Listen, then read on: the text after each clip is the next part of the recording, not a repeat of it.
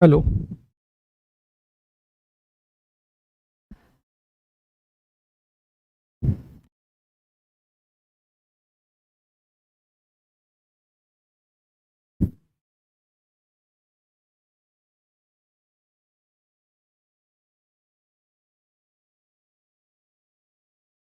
एक सेकंड।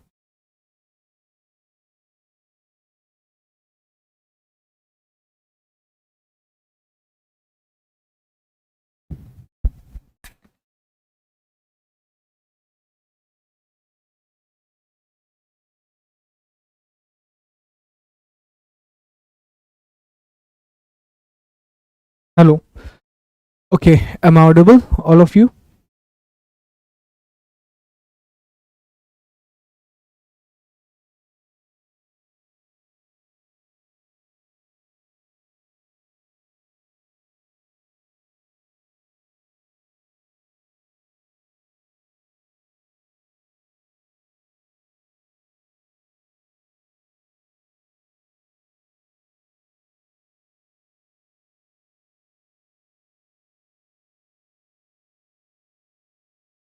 मैंने कल बोल दिया है टीम से और मुझे लगता है शायद आज हो जाएगा। अभिलाषा, गौरव, शुभम, दामोदर, निकिता, कैसे हैं आप सभी लोग? ओके, एक सेकंड दीजिएगा, बस मुझे 1 मिनट और दीजिए दोस्तों। हाँ, मैं अभी 1 मिनट मैसेज कर देता हूँ तुरंत, तो अगर हो जाएगा तो अभी हो जाएगा।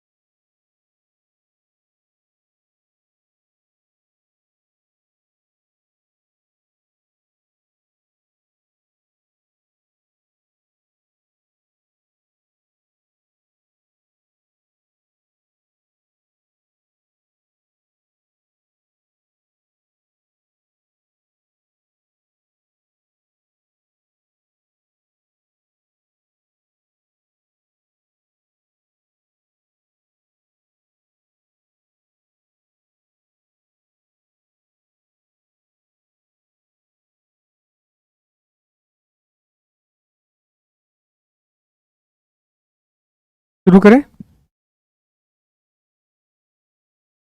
हाँ, वीडियो क्वालिटी के लिए रिक्वेस्ट कर दिया है और शायद हो भी गया। एक बार चेक कर लीजिए आप लोग।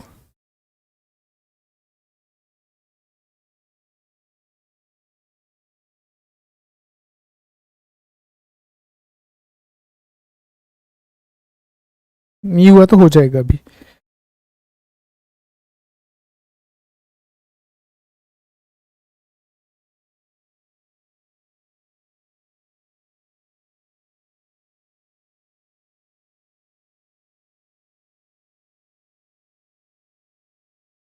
बिल्कुल यार। चलिए। हाँ, हो जाएगा हो जाएगा, मैंने बोल दिया है। बोल दिया, थोड़ी देर के बाद हो जाएगा दोस्तों, आज जिन करा दूंगा।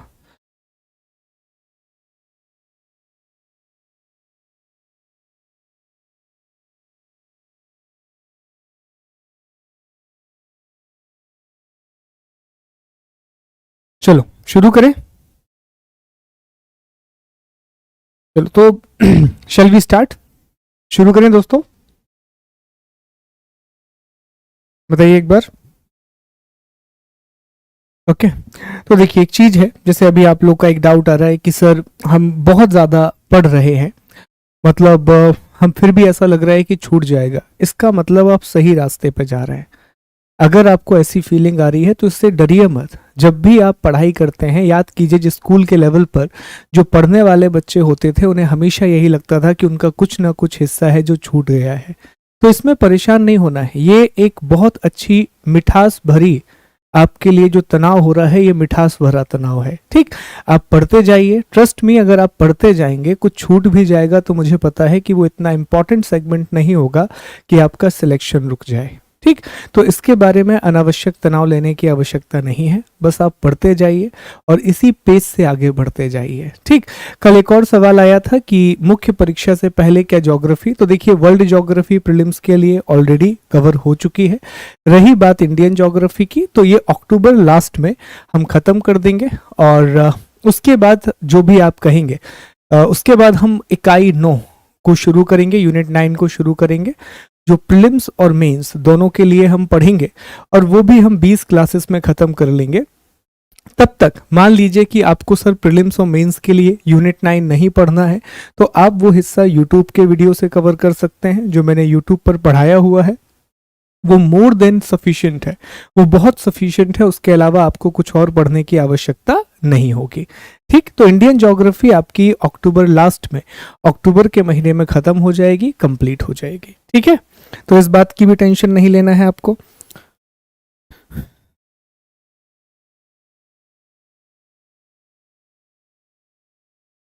टेस्ट लगाते जाइए, टॉपिक वाइज टेस्ट लगाते जाइए।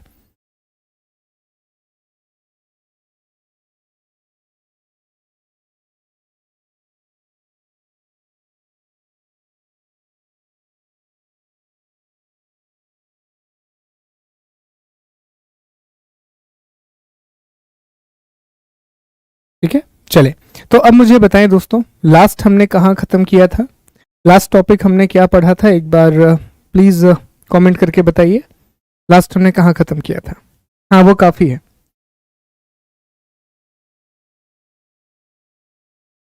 हाँ पढ़ सकते हैं, बिल्कुल पढ़ सकते हैं। ओके बताएं एक बार दोस्तों। हमने अंतरराष्ट्रीय सीमा को डिस्कस करना शुरू किया था और भारत और बांग्लादेश के बारे में हमने पढ़ना शुरू किया था। और ये मैंने कहा था कि ये सारी चीजों को आप लिख लीजिए, इतनी चीजें हमने आपको बता दी थी। ठीक, देखिए आनंद, अगर हम बहुत रियलिस्टिकली बात करें तो नहीं, लेकिन जैसा हम सभी जानते हैं और आपको भी पता ही है दोस्तों कि कश्मीर भारत का इंटीग्रल पार्ट है। भारत की जो संसद है उसने भी इसके लिए एक रेजोल्यूशन पास किया है कि पूरा कश्मीर भारत का ही हिस्सा है, एकीकृत हिस्सा है। इसीलिए कभी भी हम ये लिखेंगे नहीं कि भारत की सीमा अफगानिस्तान से नहीं लगती है। हाँ, वास्तविकता ये है कि अभी कश्मीर के एक हिस्से पर पाकिस्तान ने अवैध कब्जा करके रखा है, इलीगली ऑक्यूपाइड है पाकिस्तान के द्वारा, इसीलिए हम अफगानिस्तान से सीमा नहीं बना पा रहे हैं। लेकिन वास्तविकता में देखा जाए और जो नैतिकता है उसके आधार पर भी देखा जाए तो पूरा कश्मीर हम जानते हैं कि भारत का हिस्सा है और इसमें ना कोई डिबेट है ना कोई दूसरी बात है। ठीक, तो ये चीज आपको याद रखना है। चले, तो अब हमने कल डिस्कस कर लिया था, बहुत ध्यान देंगे कि हमें एक एक देश के बारे में पढ़ना शुरू करना है। एक एक कंट्री जो भारत के पड़ोसी देश हैं उनके साथ भारत के किस प्रकार के संबंध हैं, किस प्रकार के रिलेशन हैं, इस बात की चर्चा हमें करना। तो कल हमने सबसे पहला टॉपिक पढ़ना शुरू किया, भारत और बांग्लादेश। यस और नो? हमने कल पहला टॉपिक पढ़ना शुरू किया, भारत और बांग्लादेश, इंडिया और बांग्लादेश के बारे में। और भारत बांग्लादेश के बारे में कल हमने जाना कि भारत की जो सबसे अधिक अंतरराष्ट्रीय सीमा है, इंडिया की जो मैक्सिमम बाउंड्री है, वो किसके साथ शेयर करता है? वो बांग्लादेश के साथ शेयर करता है। कितने किलोमीटर की? जवाब देंगे 4096 किलोमीटर की सीमा 4096 किलोमीटर की बाउंड्री। सर हमने यहाँ पर इस बात की भी चर्चा की थी कि भारत जो है, भारत के 5 राज्य ऐसे हैं, इंडिया के 5 स्टेट हैं जो कि बांग्लादेश के साथ सीमा साझा करते हैं। इसमें पहला स्थान किसका आता है? पश्चिम बंगाल, जो कि सबसे अधिक अंतरराष्ट्रीय सीमा बनाने वाला राज्य है, which is the state which has the longest international border। फिर हमने देखा कि सर वेस्ट बंगाल के बाद असम, कमेंट करके बताते जाएंगे। असम के बाद सर मेघालय की सीमा भी लगती है, मेघालय की बाउंड्री भी लगती है। इसके बाद हमें देखने मिला त्रिपुरा, ठीक है, और सर मिजोरम। ये 5 राज्य हैं जो कि बांग्लादेश के साथ सीमा साझा करते हैं। सर हमने ये भी देखा कि जो त्रिपुरा है, कि सर जो त्रिपुरा है ये 3 ओर से बांग्लादेश से घिरा हुआ है। It is surrounded by Bangladesh from 3 side, ठीक है, it is surrounded by Bangladesh from the 3 side. ये 3 ओर से बांग्लादेश से घिरा हुआ है और यहां पर एक विशेष लाइन बनाई गई है जिसे हम जीरो रेखा या जीरो लाइन कहते हैं। और जीरो लाइन किस किस के बीच में है? तो जवाब दे रहे होंगे कि सर त्रिपुरा और बांग्लादेश के बीच में यहां पर जीरो लाइन बनाई गई है, जीरो रेखा बनाई गई है।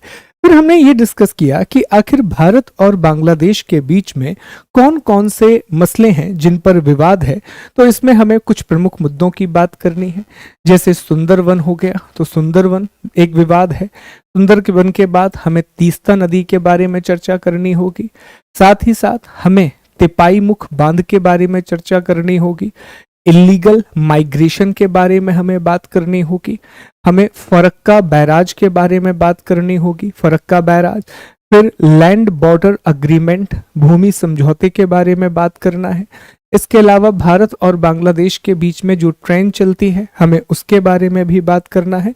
तो ये प्रमुख मुद्दे हैं भारत और बांग्लादेश के बीच में। They are the major agreement and disagreement between India and Bangladesh. अब पहली बात जो आपको समझना होगा कि सर इस टॉपिक से किस प्रकार के सवाल बनेंगे, किस तरह के क्वेश्चन यहां से बनेंगे। देखिए प्रारंभिक परीक्षा में तो सीधे सीधे सवाल बनेंगे, प्रीलिम्स में तो डायरेक्ट क्वेश्चन बनेंगे। जो मुख्य परीक्षा है वहां पर 3 मार्कर बन सकता है, 3 नंबर के सवाल बन जाते हैं। जैसे एक बार सर क्रीक के बारे में बन चुका है, कोरी क्रीक के बारे में बन चुका है, सुंदरबन डेल्टा के बारे में सवाल आ चुका है। तो इसी तरह के सवाल, जैसे फरक्का बैराज अभी रिसेंटली चर्चा में है, कोई बताएगा क्यों चर्चा में रहा पिछले 6-7 महीनों में फरक्का बैराज, ठीक है, तो फरक्का बैराज से भी प्रश्न बन सकता है। 3-3 नंबर के ये प्रश्न भी यहां से बन सकते हैं दोस्तों, ठीक। तो जो भी प्रश्न बनेगा वो 3 बीघा कॉरिडोर, तो वो चीजें भी हम आपको साथ ही साथ में लिखवाते जाएंगे, साथ ही साथ में हम आपको नोट डाउन करवाते जाएंगे।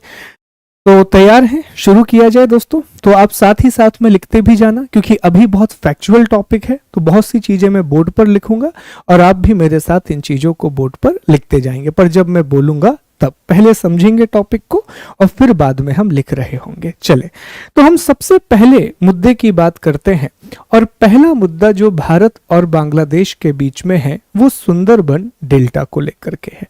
अब पहले कुछ बेसिक बातें आप समझें कि आखिर ये सुंदरबन का डेल्टा कहां पर स्थित है। तो दोस्तों सुंदरबन के डेल्टा भारत और बांग्लादेश दोनों में स्थित है। भारत का एक राज्य है वेस्ट बंगाल, तो वेस्ट बंगाल में सुंदरबन डेल्टा का पश्चिमी भाग आता है, वेस्टर्न इलाका आता है, और बांग्लादेश में सुंदरबन डेल्टा का पूर्वी भाग आता है। आइए आपको एक बार मैप में दिखाते हैं। ये देखें, ये पूरा जो क्षेत्र आप देख रहे हैं, ये जो पूरा इलाका आप देख रहे हैं दोस्तों, ये पूरा इलाका सुंदरबन डेल्टा का है। अब ध्यान दीजिए, तो सुंदरबन डेल्टा के बीच में से इस तरह आपको एक लाइन दिखेगी। इस तरफ पूरा हिस्सा भारत का है और ये पूरा हिस्सा बांग्लादेश का है। तो सुंदरबन डेल्टा मुख्य रूप से 2 देशों में स्थित है, भारत और बांग्लादेश। पूर्वी हिस्सा बांग्लादेश में है और जो पश्चिमी हिस्सा है वो भारत वाले हिस्से में आता है। अब अगर हम सुंदरबन डेल्टा को समझें तो कुछ बेसिक बातें आपको पता होनी चाहिए दोस्तों। जो सुंदरबन डेल्टा है ये दुनिया का सबसे बड़ा, विश्व का सबसे बड़ा नदी डेल्टा है। विश्व का सबसे बड़ा नदी डेल्टा है। It is the largest river delta of the world. और ये किसके द्वारा बनाया जाता है? तो ये दो प्रमुख नदी गंगा और ब्रह्मपुत्र के द्वारा बनाया जाता है। तो गंगा और ब्रह्मपुत्र नदियों के द्वारा बनाया गया ये दुनिया का सबसे बड़ा नदी डेल्टा है। अब एक और बहुत इंटरेस्टिंग बात है कि कुछ किताबों में आपको मेघना, पद्मा और जमुना भी पढ़ने के लिए मिलेगा। इसको भी जरा मैप से समझते हैं। एक्चुअली कहानी कुछ इस तरह है दोस्तों कि जैसे ही गंगा नदी बांग्लादेश, ये बांग्लादेश की सीमा है जो आप देख रहे हैं, तो जैसे ही गंगा नदी बांग्लादेश में प्रवेश करती है उसका नाम पद्मा हो जाता है। और जैसे ही ब्रह्मपुत्र नदी बांग्लादेश में प्रवेश करती है उसका नाम जमुना हो जाता है। और जब पद्मा और जमुना आपस में मिल जाते हैं और यहीं पर एक नदी और आकर के मिलती है तो इसका नाम मेघना हो जाता है। तो इसीलिए कई किताबों में आपको दिखेगा कि यह डेल्टा मेघना नदी के द्वारा बनाया जाता है। तो हम ये लिख सकते हैं कि गंगा नदी जब बांग्लादेश में प्रवेश करती है तो उसका नाम क्या हो जाता है दोस्तों? पद्मा। और ब्रह्मपुत्र नदी जब बांग्लादेश में प्रवेश करती है तो इसका नाम क्या हो जाता है? जमुना।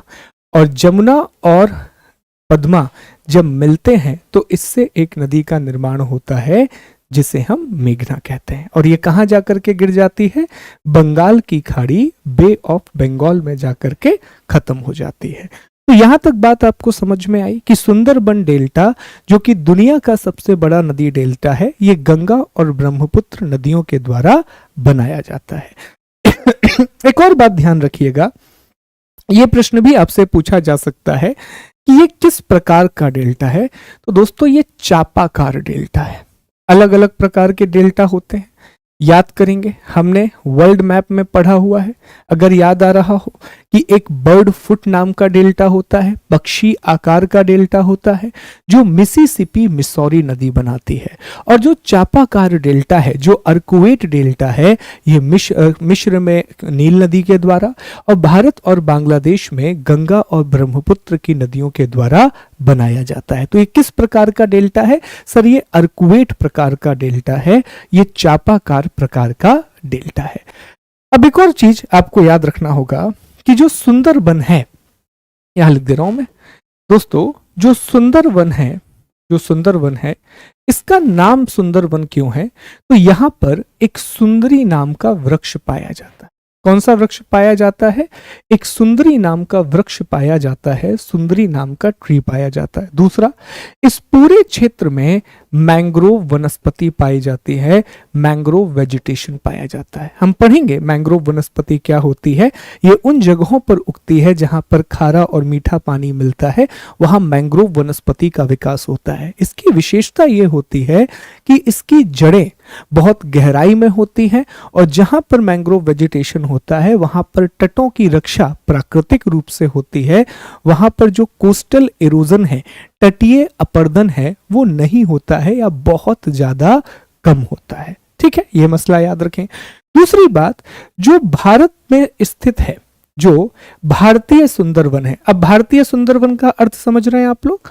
भारतीय सुंदरवन का अर्थ हुआ सुंदरवन का वो हिस्सा जो भारत में आता है, मतलब कि सुंदरवन का पश्चिमी हिस्सा। तो जो हिस्सा भारतीय सुंदरवन है वो भारत की सबसे बड़ा रामसर स्थल है।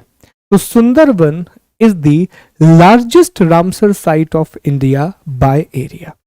Sundarban is the largest Ramsar site of India by area. क्षेत्रफल के आधार पर सुंदरबन भारत की सबसे बड़ी रामसर भूमि है और ये भारत का 27वां रामसर स्थल भी है, 27th रामसर साइट है।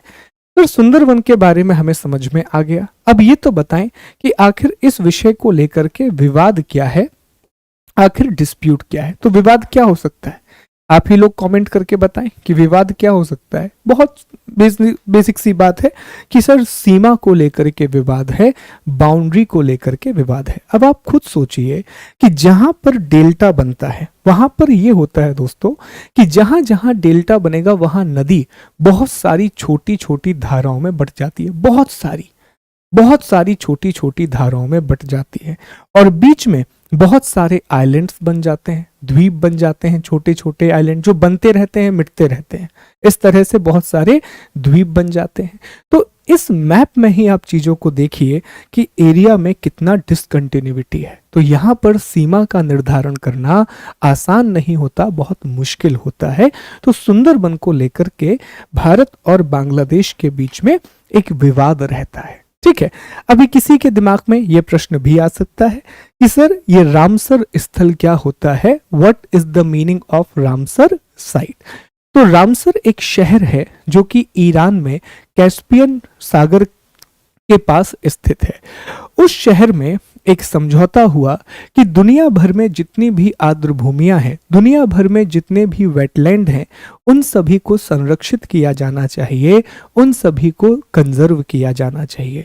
आर्द्र भूमि का अर्थ होता है कोई भी ऐसी जलराशि जो बहुत ज्यादा गहरी नहीं होती, सामान्यतः जिनका पानी रुका होता है, उन्हें आर्द्र भूमि कहते हैं। इसमें झीलें भी आती हैं, इसमें दलदली क्षेत्र भी आते हैं, इसमें डेल्टा वाला क्षेत्र भी आता है। ये सभी आर्द्र भूमि की श्रेणी में आते हैं, वेटलैंड के जो क्लास क्राइटेरिया है उसमें आते हैं। ठीक, तो इसी तरह दोस्तों आपको याद रखना है कि जो सुंदरबन है ये डेल्टा वाला क्षेत्र है, यहाँ दलदली क्षेत्र भी मिलेगा और छोटी छोटी आपको लेक और तालाब भी मिल जाएंगे। तो ये पूरा क्षेत्र रामसर स्थल के तहत आता है, रामसर साइट के अंतर्गत आता है।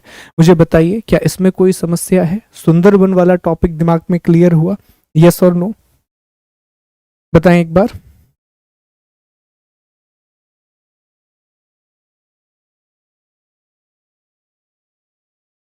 ठीक है, ऑल क्लियर? ओके, तो ये लिख लीजिए जो लिखा हुआ है, आप लोग पॉइंट बना के लिख लेना, 1 2 3 4 5 ऐसे लिख लेना। ठीक है, लिख लीजिए। इसमें कोई डाउट है कि लिख लिया आपने साथ में?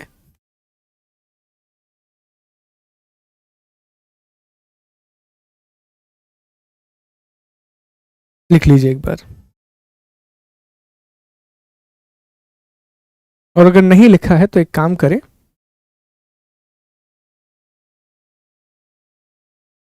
ये लिख लीजिए लिखा हुआ।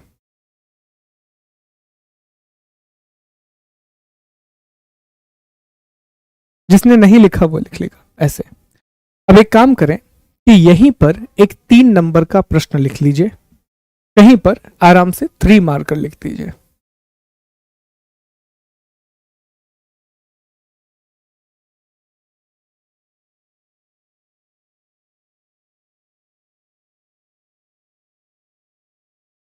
सुंदरबन डेल्टा,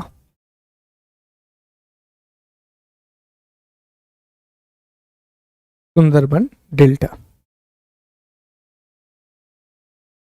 आर्द्र भूमि का बहुत ज्यादा महत्व होता है। ये पानी वाटर लेवल बढ़ाने के लिए बहुत सहायक है। इसमें जो जैव विविधता है, बायोडाइवर्सिटी है, वो बहुत उच्च स्तर की होती है।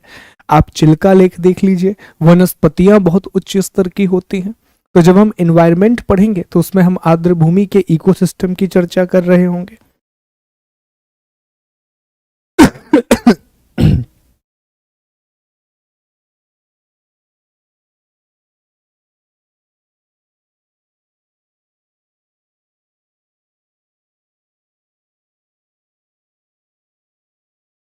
चले आगे बढ़ा जाए, अगले टॉपिक पर आते हैं, अगले मसले पर बात करते हैं। पहला तो हो गया सुंदरबन डेल्टा।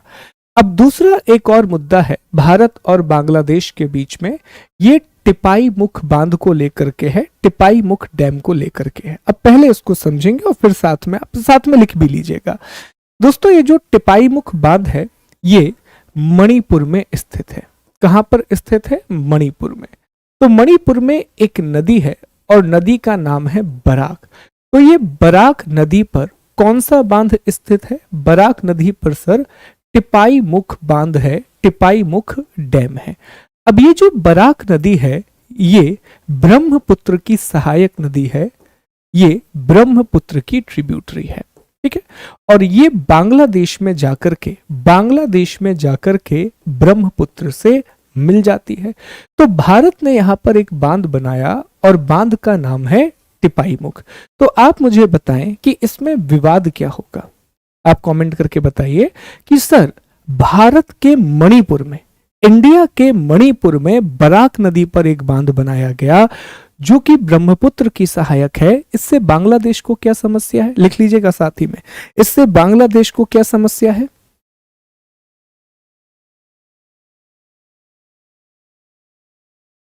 भारत के पश्चिमी में होगा ना दोस्तों, अगर आप देखें तो पश्चिम क्षेत्र में होगा।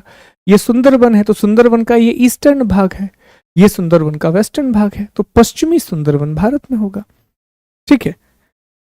बहुत बढ़िया सर। पानी की क्वांटिटी को लेकर के तो बेसिकली बांग्लादेश ने ये कहा कि देखिए ब्रह्मपुत्र नदी हमारे लिए बहुत इंपॉर्टेंट है, ब्रह्मपुत्र का नाम बांग्लादेश में जमुना हो जाता है, और उन्होंने कहा कि अगर आप इसकी सहायक नदी पर एक बांध बनाते हैं, अगर आप इसकी ट्रिब्यूटरी पर एक बांध बनाते हैं तो इससे पानी में कमी आएगी, और अगर पानी में कमी आएगी तो हमें प्रॉब्लम का सामना करना पड़ेगा। हालांकि ये विवाद बड़ा नहीं था, इसीलिए इस विवाद का समाधान कर लिया। तो यहां पर आप क्या लग सकते हैं? वाटर क्वांटिटी, पानी की मात्रा। क्लियर है दोस्तों? तो ये एक और विवाद है भारत और बांग्लादेश के बीच में रिगार्डिंग दी टिपाईमुख डैम, टिपाईमुख बांध। ठीक, तो यहां से ना एक प्रश्न बनता है, दो महत्वपूर्ण प्रश्न बनते हैं, जवाब दीजिएगा कमेंट करके। पहला प्रश्न आपसे यह पूछा जाएगा कि बताइए बराक नदी किस राज्य की महत्वपूर्ण नदी है? जो बराक रिवर है वो किस स्टेट की इंपॉर्टेंट रिवर है? तो क्या जवाब देंगे आप लोग? किस राज्य की प्रमुख नदी है दोस्तों बराक? जिसने लिख लिया है वो जवाब दे सकता है। बहुत बढ़िया सर, ये मणिपुर की प्रमुख नदी है। दूसरा प्रश्न आपसे पूछेगा कि बराक नदी किस नदी की सहायक नदी है? Barak is the tributary of which of the following river? तो क्या जवाब देंगे? बराक किसकी ट्रिब्यूटरी है? जवाब दीजिए कमेंट करके कि सर ये ब्रह्मपुत्र की ट्रिब्यूटरी है, it is the tributary of Brahmaputra. ये ब्रह्मपुत्र की सहायक नदी है जो बांग्लादेश में जाकर के ब्रह्मपुत्र से मिलती है, जो बांग्लादेश में जाकर के ब्रह्मपुत्र से कनेक्ट करती है। बहुत बढ़िया। तीसरा और आखिरी प्रश्न, टिपाईमुख बांध कहां पर है और किस नदी पर है? Where is Tipaimukh dam located and on which river it is located? क्या जवाब देंगे? टिपाईमुख बांध किस नदी और किस स्थान पर है? कमेंट करके बता दीजिए कि सर नदी का नाम होगा बराक और जगह का नाम होगा मणिपुर। ठीक है, नदी का नाम होगा बराक और जगह का नाम होगा मणिपुर। बहुत बढ़िया, चलो ये भी हो गया। अब अगले विवाद की ओर चलते हैं कि अगला विवाद क्या है भारत और बांग्लादेश के बीच में। तो अगला जो विवाद है भारत और बांग्लादेश के बीच में वो तीस्ता नदी को लेकर के है, वो तीस्ता रिवर को लेकर के। क्या मसला है जरा समझते हैं। तो दोस्तों ये जो तीस्ता नदी है इसका उद्गम, इसका जो ओरिजिन है वह सिक्किम से होता है। कहां से होता है? सिक्किम से होता है। और सिक्किम में 2-3 धाराएं आकर के मिलती हैं, और भी ज्यादा, क्योंकि मैं उस जगह पे गया हुआ हूं जहां से ये रिवर निकलती है, तो वहां कोई एक धारा नहीं है जहां से ये निकल रही है। अलग अलग ग्लेशियर हैं, कुछ झीलें हैं, और वहां से अलग अलग धाराएं आकर के मिलती हैं। तो मुख्य जो धारा है वो जैमू ग्लेशियर से निकलती है, वो जैमू ग्लेशियर से आती है। जैमू ग्लेशियर के अलावा एक धारा खिंगन ग्लेशियर से भी आती है, खिंगन ग्लेशियर से भी आती है। ठीक है, खिंगन ग्लेशियर से। और एक जो धारा है वो लहोमो झील से भी आती है, लहोमो लेक। ठीक है, तो ये 3 जगह से अलग अलग धाराएं आती हैं और फिर मिलकर के तीस्ता नदी बनती है, तीस्ता रिवर का ओरिजिन होता है। अब ये जो तीस्ता नदी है ये शुरू कहां से हुई? तो सर इसकी शुरुआत सिक्किम से हुई। अब सिक्किम के बाद ये थोड़ा सा हिस्सा पश्चिम बंगाल में जाता है, वेस्ट बंगाल में जाता है। और वेस्ट बंगाल के बाद ये जो नदी है ये कहां पहुंच जाती है दोस्तों, अभी मैं आपको मैप में भी दिखाऊंगा, बांग्लादेश में पहुंच जाती है। और बांग्लादेश में ये किस में जाकर के मिल जाती है, ब्रह्मपुत्र में जाकर के मिल जाती है। तो क्या मैं आपसे ये कह सकता हूं कि जिस तरह बराक नदी ब्रह्मपुत्र की एक सहायक नदी है, ठीक उसी तरह जो तीस्ता है वो भी ब्रह्मपुत्र की सहायक है। Teesta is the tributary of Brahmaputra, ये कह सकते हैं। अब एक और बात याद रखिए कि जो तीस्ता है इसकी मुख्य सहायक नदी कौन सी है। इसकी एक बहुत इंपॉर्टेंट ट्रिब्यूटरी है, इसकी एक मेजर ट्रिब्यूटरी है, और सहायक नदी का नाम है रंगीत। कौन सी नदी है, रंगीत नदी, रंगीत रिवर, जिसको रंगित भी बोला जाता है। अब ये जो रंगित नदी है इसमें बहुत सारी शिप्रिकाएं पाई जाती हैं। इसमें क्या पाई जाती हैं दोस्तों, इसमें बहुत सारी शिप्रिकाएं पाई जाती हैं, इसमें बहुत सारे रैपिड पाए जाते हैं, रैपिड। और इसी वजह से यह नदी रिवर राफ्टिंग के लिए बहुत ज़्यादा फेमस है। ये जो रिवर है ये किसके लिए फेमस है, ये रिवर राफ्टिंग के लिए बहुत फेमस है। हिंदी में इसे जल क्रीड़ा कहा जाता है। ओके, अब आपके दिमाग में एक और सवाल आ गया कि सर ये रैपिड्स क्या होते हैं, रैपिड्स के बारे में कुछ बता दीजिए। देखिए ध्यान दीजिए, तो अगर एक नदी के तल का मतलब क्या होता है, जिस पे नदी बह रही है, जैसे मान लीजिए कि आप जहां बैठे हुए हैं वो तल है, अगर इसके ऊपर एक नदी बहने लगे तो वो तलीय भाग हो जाएगा। तो इस नदी का जो तल है उसमें कुछ इस तरह की आकृति पाई जाती है, इस तरह की, इसे हम रैपिड बोलते हैं। अब ऐसे में क्या होता है कि जब रिवर राफ्टिंग होती है तो बड़ा मजा आता है, लोगों को बड़ा रोमांचक हो उठते हैं लोग, ऐसे ऐसे ऐसे ऐसे। तो ये बहुत ज्यादा फेमस है जल क्रीड़ा के लिए, रिवर राफ्टिंग के लिए। ठीक है भैया, हमारी मैडम जी के साथ हम गए थे सिक्किम, तो वहां तीस्ता नदी दार्जिलिंग के पास, जैसे आप दार्जिलिंग और सिक्किम क्रॉस करते हैं तो बीच में रिवर राफ्टिंग का पॉइंट है। अब हम इन चीज़ों से सच बताएं तो बड़ा दूर रहते हैं, बहुत डर लगता है हमें, यार क्या ही जीवन के साथ रिस्क लेना है, क्यों बंजी जंपिंग करना है यार, दूसरे को करते हुए देख लो ज़्यादा अच्छा। लेकिन हमारी मैडम ने कहा कि चलिए भैया, चले गए। हमने कहा हनुमान जी का साथ है, बचपन से जब भी डर लगता है तो हनुमान जी का साथ ही आता है याद, तो हम चले गए। ऐसा डर लगा भैया, वो ऐसे ऐसे ऐसे ऐसे हुए। ठीक है, हमने कहा आज तो कर ली, अब जीवन में दोबारा हमें ऐसा रोमांचक नहीं होना, हमें ऐसा एडवेंचर नहीं लेना। तो जिसको भी शौक है वो जा करके ये काम कर सकता है। और भाई लोग क्या ही करते हैं, बंजी जंपिंग, इतने ऊपर से कूद जा रहे हैं, डर ही नहीं लग रहा है ना। तो क्या क्या आ गया है, क्या क्या आ गया है। ठीक, ओके, अरे पूरे हमने कहा ना, जब तक मैं जहाज से उतर, जहाज नहीं वो नाव से उतर नहीं गया ना, तब तक हनुमान जी का साथ बना रहा दिमाग में। ठीक है, उतरने के बाद घर आकर के एक नारियल फोड़ा, फिर चलिए, ठीक है, शांति से आ गए। ओके, ध्यान दें। तो इसकी मुख्य सहायक नदी कौन सी है, रंगित। अब ये रंगित नदी में क्या पाए जाते हैं, रैपिड। रैपिड मैंने आपको बताया कि इस तरह के होते हैं, और इस वजह से ये नदी रिवर राफ्टिंग के लिए बहुत फेमस है, जल क्रीड़ा के लिए बहुत ज्यादा प्रसिद्ध है। अब एक और ध्यान दें, अब हमें ये बताएं, आप लोगों से मेरा सवाल ये है कि इसमें क्या विवाद हो सकता है दोस्तों, मसला क्या आ सकता है तीस्ता नदी को लेकर के, जरा बताइए फिर से, क्या मसला हो सकता है भारत और बांग्लादेश के बीच में। ठीक, बताएं जरा एक बार, सोच के बताएं कि क्या मसला हो सकता है भारत और बांग्लादेश के बीच में रिगार्डिंग दी तीस्ता रिवर। बहुत बढ़िया सर, यहां पर जो सबसे बड़ा मुद्दा होगा वो होगा पानी का बंटवारा। यही इशू होगा कि पानी का बंटवारा, division of the water. Even आप भारत में देखिए तो भारत में भी जब एक नदी दो या दो से अधिक राज्यों में बहती है तो उसमें भी पानी के बंटवारे को लेकर के विवाद हो जाता है। तो यहां पर भी वही विवाद था,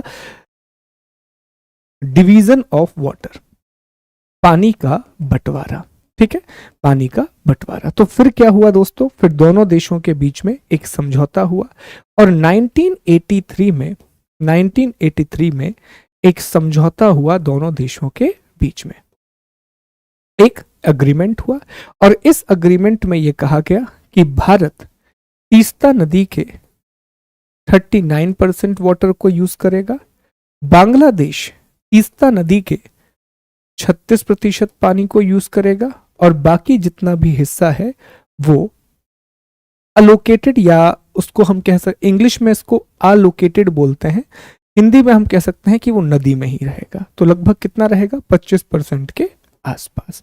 तो इसके द्वारा इसका समाधान किया गया। भारत बिल्कुल सही 39% और बाकी का जो हिस्सा है वो नदी के पास रहेगा, ये लिखा हुआ है। तो भारत ने 39%, बांग्लादेश के पास 36% और नदी में कितना पानी रहेगा, 25%। अब हाल ही में हुआ ये दोस्तों, ध्यान दीजिएगा इस चीज में, बहुत अच्छे से याद रखिएगा। हाल ही में ये हुआ कि बांग्लादेश ने दोबारा से डिमांड क्रिएट की है। बांग्लादेश लगातार भारत से ये डिमांड कर रहा है कि हमें इस समझौते को रिव्यू करना होगा, हमें इस अग्रीमेंट को दोबारा देखना होगा। तो रिव्यू करने का अर्थ ये है, बांग्लादेश कह रहा है कि हमें पानी की और ज्यादा आवश्यकता है, तो इतनी जल्दी तो मानेगा नहीं। तो बांग्लादेश ने एक प्रस्ताव रखा कि देखो, ये जो 25% हिस्सा हमने नदी में छोड़ा हुआ है, इसी में से कुछ हिस्सा भारत बढ़ा ले, भारत अपना हिस्सा 42% कर ले और हम भी अपना हिस्सा 39% कर लेंगे। 3% की बढ़ोतरी कर दी जाए और इसको आप कितना कर दें, 19% कर दें। पर होता यह है कि जब भी कोई अंतरराष्ट्रीय नदी को लेकर के समझौता करना होता है तो उसमें राज्यों की सहमति भी आवश्यक है। अब तीस्ता नदी सिक्किम और पश्चिम बंगाल दोनों से जाती है, तो पश्चिम बंगाल की जो सरकार है, जो वेस्ट बंगाल की गवर्नमेंट है, वो इस पर ऑब्जेक्शन लेती है। और साथ ही साथ जो पर्यावरणविद हैं, जो इन्वायरमेंटलिस्ट हैं, उनका भी कहना यह है कि अगर आप मैक्सिमम वाटर यूटिलाइज करने लगेंगे तो जो इस नदी में बायोडाइवर्सिटी है उस पर बहुत विपरीत प्रभाव पड़ सकता है, जो यहाँ पर जैव विविधता है उस पर बहुत ज्यादा एडवर्स इफेक्ट पड़ सकता है, इसीलिए ये नहीं किया जाना चाहिए। पर मुझे ये लग रहा है, जो मेरा मानना है, कि कुछ ही समय के बाद ये रिव्यू हो सकता है। इंडिया बांग्लादेश का भी एक मीट होने वाला है कुछ समय के बाद, तो may be they can review this agreement. तो इस पर जरा ध्यान बनाए रखिएगा। और जैसा मैं कहता हूं कि नोट्स के बाजू में जगह छोड़ करके चलो, तो अगर यह अग्रीमेंट हुआ तो एक बार आप देख लेना और इसको अपडेट कर लेना, ठीक है। हाँ, नदी को भी पानी की आवश्यकता होगी। अगर आप नदी का पूरा पानी यूज कर लेंगे तो उसकी बायोडाइवर्सिटी खत्म हो जाएगी। अभी हम पढ़ेंगे एक मुद्दे के बारे में। लिख लिया आप लोगों ने, आगे बढ़ा जाए, अगले टॉपिक पर चले। अच्छा, कोई दिक्कत तो नहीं जा रही? देखो, ये टॉपिक क्या है ना कि यहाँ बोल के लिखवाने का सेंस नहीं है। ये टॉपिक ऐसे हैं जहां मैं समझाते जाऊंगा और साथ में आप लिखते जाइए। जो टॉपिक होते हैं ना मेंस के लिए, वो मैं आपको बोल के लिखवा देता हूं, ठीक। चले, तो एक प्रश्न लिख लीजिए दोस्तों। ये तो अथॉरिटी होती है, जितनी भी नदियां होती हैं उनमें वाटर अथॉरिटी होती है, वो इस चीज का ध्यान रखते हैं। तो 3 नंबर में एक प्रश्न लिख लें और इसको इंपॉर्टेंट मार्क कर देंगे। प्रश्न लिखें, तीस्ता नदी, और इंपॉर्टेंट मार्क कर देना तीस्ता नदी, तीस्ता रिवर।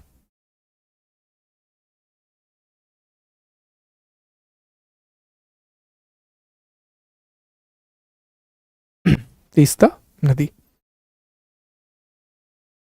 ठीक। चलो ध्यान दो, अगले टॉपिक पर आते हैं।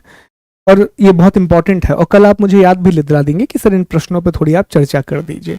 अच्छा, मैप में देख लीजिए जरा दोस्तों। तो ये सिक्किम से ओरिजिन है, ये सिक्किम है जो हिस्सा आप देख रहे हैं।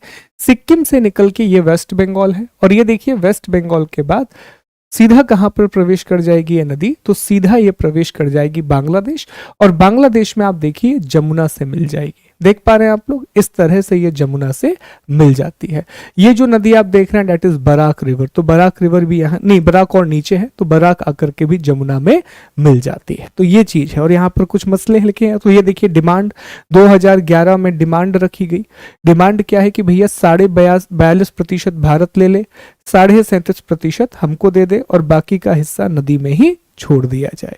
तो ये मुद्दा है। चलें अगले टॉपिक पर बढ़ते हैं।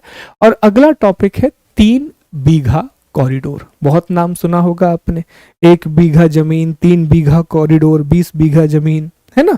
तो ये वाला हिस्सा भी आपने देखिए ये कैसे नापा जाता है। तो जो वाटर अथॉरिटी है उनके पास इक्विपमेंट होते हैं, वो पानी की मात्रा को नापते रहते हैं, ठीक।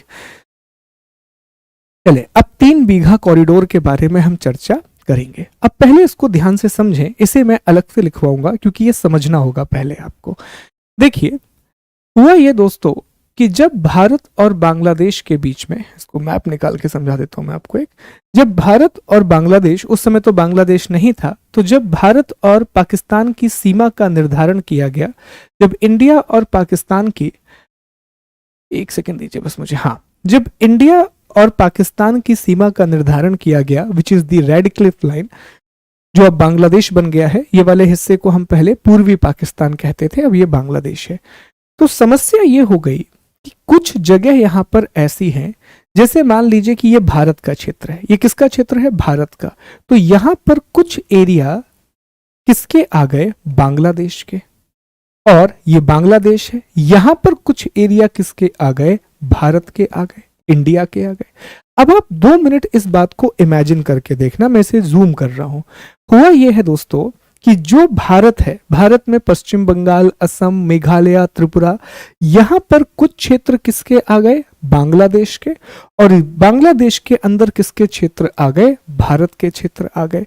अब 2 मिनट आप इस बात को सोचें, इमेजिन करें, which is very very much important, कि आप एक देश में रह रहे हैं, एक क्षेत्र में आप रह रहे हैं। मान लीजिए कि आपकी जो कॉलोनी है, आपकी कॉलोनी किसी दूसरे देश का हिस्सा हो और चारों ओर आप किसी दूसरे देश से घिरे हों, तो क्या वहां पर जीवन आसान होगा, क्या वहां पर लाइफ इजी होगी, सवाल ही पैदा नहीं होता सर। वहां पर जीवन जहन्नुम जैसा हो जाएगा, वहां पर जो पूरी की पूरा जीवन है वो बहुत ज्यादा मुश्किल होगा, बहुत ज्यादा टिपिकल होगा, क्योंकि ना अधिकार मिलेंगे, ना आपको सुविधाएं मिलेंगी, और अगर आपको बाहर जाना भी है, आपको अगर भारत से जाना है बांग्लादेश, तो एक बहुत बड़ी प्रक्रिया से आपको गुजरना पड़ेगा। तो यहां पर जो लोग रहते थे उनका जीवन बहुत बहुत मुश्किल था, और इस बात का पता तब चल गया जब 1971 में बांग्लादेश बना। तो जब बांग्लादेश बना उसी समय क्या हुआ दोस्तों, समझेंगे पहले।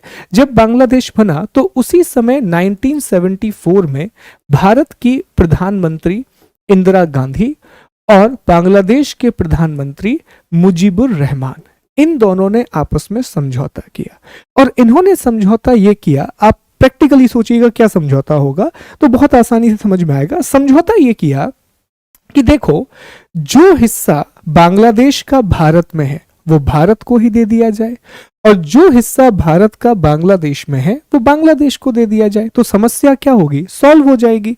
फिर वहां के जो लोग हैं, तो जो भारत से चारों ओर घिरे हुए थे अब वो भारत के ही नागरिक हो जाएंगे, और जो भारत के लोग बांग्लादेश में, बांग्लादेश से चारों ओर घिरे हुए थे, अब वो बांग्लादेश के हो जाएंगे। तो समस्या का क्या होगा दोस्तों, समाधान हो जाएगा। ये जो प्रॉब्लम है, इस पूरी प्रॉब्लम को हम रिजॉल्व कर लेंगे, ठीक।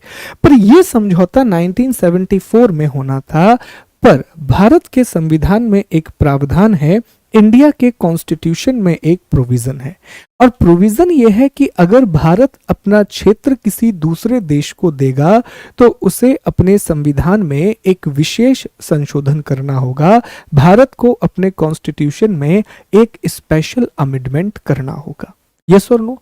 और उस विशेष संविधान संशोधन के लिए राज्यों की सहमति, 50% से ज्यादा राज्यों की सहमति भी अनिवार्य है कुछ जगह पर, क्योंकि एक विशेष संविधान संशोधन करना जरूरी था।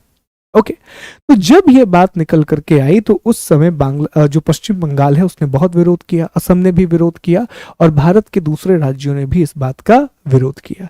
तो ये बात नहीं हो पाई, ये मसला रिजॉल्व नहीं हो पाया। तो इसका समाधान कब हुआ, इसका समाधान हुआ दोस्तों फाइनली 2015 में। 2015 में भारत के संविधान में 100वां संविधान संशोधन किया गया, 100th कॉन्स्टिट्यूशनल अमेंडमेंट किया गया, और 100वें संविधान संशोधन के द्वारा भारत, जो बांग्लादेश के क्षेत्र भारत में थे उन्हें भारत में ही मिला दिया गया, और भारत के जो क्षेत्र बांग्लादेश में थे उन्हें बांग्लादेश में ही मिला दिया गया और इसके बाद ये समस्या का समाधान हो गया। इसी को हम लैंड बॉर्डर अग्रीमेंट कहते हैं, इसी को हम भूमि समझौते के नाम से जानते हैं। तो अब ये जो बांग्लादेश का एरिया भारत में था ये भारत का ही रहेगा और भारत का जो एरिया बांग्लादेश में था वो बांग्लादेश को दे दिया गया। अब यहां पर एक दो टेक्निकल वर्ड को समझिए फिर हमको और समझ में आएगा। ऐसे क्षेत्र ध्यान देंगे दोस्तों, जैसे मान लीजिए कि ये एक देश है और उदाहरण के लिए इस देश का नाम हमने रख लिया ए और यहां पर मान लेते हैं कि एक दूसरा देश है और इस दूसरे देश का नाम हमने रख लिया बी।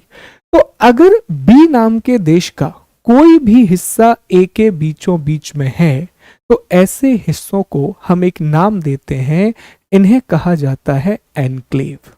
क्या कहा जाता है? इन्हें एनक्लेव कहा जाता है, इन्हें अंतः क्षेत्र कहा जाता है। ठीक है, तो हम ये कह सकते हैं कि बांग्लादेश का जो हिस्सा भारत में चारों ओर से घिरा हुआ था वो होगा बांग्लादेश का अंतः क्षेत्र, बांग्लादेश का एनक्लेव, और भारत का हिस्सा जो बांग्लादेश में चारों ओर घिरा हुआ था वो होगा भारत का अंतः क्षेत्र जो कि बांग्लादेश में स्थित है। ठीक है, तो इसीलिए आप एक शब्द और सुनेंगे कि 100वें संविधान संशोधन के द्वारा भारत और बांग्लादेश के बीच में एक भूमि समझौता हुआ और उस भूमि समझौते के तहत बांग्लादेश के 51 अंतः क्षेत्र जो भारत में थे वो भारत को दे दिए गए और भारत के 111 अंतः क्षेत्र जो बांग्लादेश में थे वो बांग्लादेश को दे दिए गए। ये एक भाषा आप सुनोगे, ये एक लैंग्वेज सुनोगे। तो अंतः क्षेत्र शब्द क्लियर हुआ? आप बताइए कमेंट करके, क्या एनक्लेव वर्ड दिमाग में क्लियर हुआ दोस्तों? यस और नो कमेंट करके बताइए। All good, enclave word clear है, अंतः क्षेत्र शब्द क्लियर है। ठीक है, अब एक बात और समझ लीजिए, ये समझौता कब हुआ? तो सर ये समझौता तो 2015 में हुआ। उससे पहले एक छोटी सी कहानी और। ओके, ध्यान देंगे। ये है भारत और ये है बांग्लादेश। तो बांग्लादेश के 2 अंतः क्षेत्र भारत में थे, बांग्लादेश के 2 एनक्लेव इंडिया में थे। एक अंतः क्षेत्र का नाम था अंगपोता और दूसरे अंतः क्षेत्र का नाम था दोहा ग्राम। अंगपोता और दोहा ग्राम, अब ये है कहां पर? भारत में। लेकिन किसके अंतः क्षेत्र हैं? जवाब दीजिए कमेंट करके कि सर अंगपोता और Dahagram they are situated in India but they are the enclave of Bangladesh. Sir Angarpota और दोहा ग्राम ये भारत में स्थित हैं लेकिन ये बांग्लादेश के अंतः क्षेत्र हैं। तो होने ये लगा कि यहाँ अंगपोता दोहा ग्राम में आबादी ज्यादा लोग रहते थे यहाँ पर। तो जैसे ही उनको अगर बांग्लादेश जाना है, क्योंकि उनकी नागरिकता तो बांग्लादेश की है, पूरे अधिकार उनको बांग्लादेश देगा, तो बहुत समस्या जाती थी, बहुत प्रॉब्लम जाती थी। तो 1990 के दशक में एक समझौता किया गया कि क्यों ना हम यहां पर एक छोटा सा ब्रिज बना दें और इस ब्रिज को बना करके बांग्लादेश को लीज पर दे दिया गया कि बांग्लादेश ही इसका प्रयोग करेगा।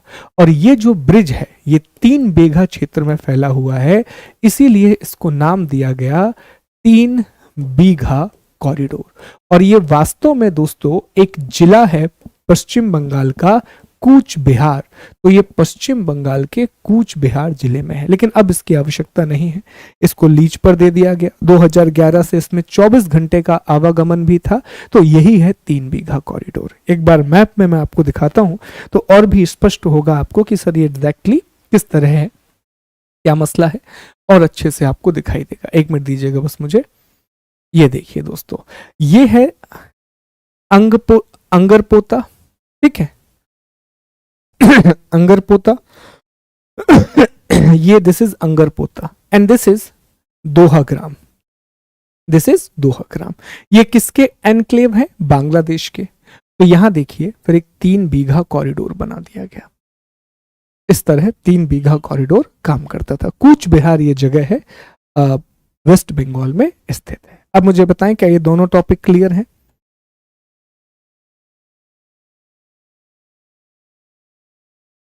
ठीक है, बताएं एक बार।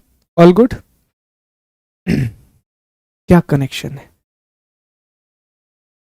शशि ने अच्छे से याद किया कि सर सचिन की 100 सेंचुरी भी बांग्लादेश के खिलाफ, चलो याद हो जाएगा, कभी पेपर में पूछा जाता है, क्रिकेट से बड़े सवाल आते हैं एमपीपीएससी में, तो याद भी रहेगा आपको। ठीक है, चले, नहीं मैं लिखवाऊंगा, मैंने खुद कहा आपको नहीं लिखना है ये टॉपिक, ये मैं आपको लिखवाऊंगा। पहले मुझे एक बात बताओ, बहुत अच्छे से कमेंट करके ध्यान दो, दो टॉपिक मैंने आपको समझाए, एक मैंने आपको 3 बीघा कॉरिडोर समझाया और दूसरा मैंने आपको लैंड बॉर्डर अग्रीमेंट समझाया। क्या ये दोनों टॉपिक आपको समझ में आ गए? क्या समस्या थी, हमने क्या समझौता किया? यस और नो कमेंट करके बताओ, फिर मैं आपको ये दोनों टॉपिक लिखवाऊंगा। समझ में आ गए?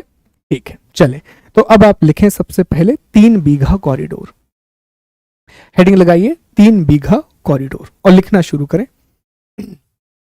आपको लिखना क्या है, पहला दूसरा और तीसरा पॉइंट लिख लीजिए दोस्तों, यहां जो लिखा हुआ है ना इसी को आपको लिखना है, first point, second point and third point. Fourth point मत लिखना, जरूरी नहीं, लिख लीजिए और जैसे ही हो जाए तो मुझे बता दीजिए।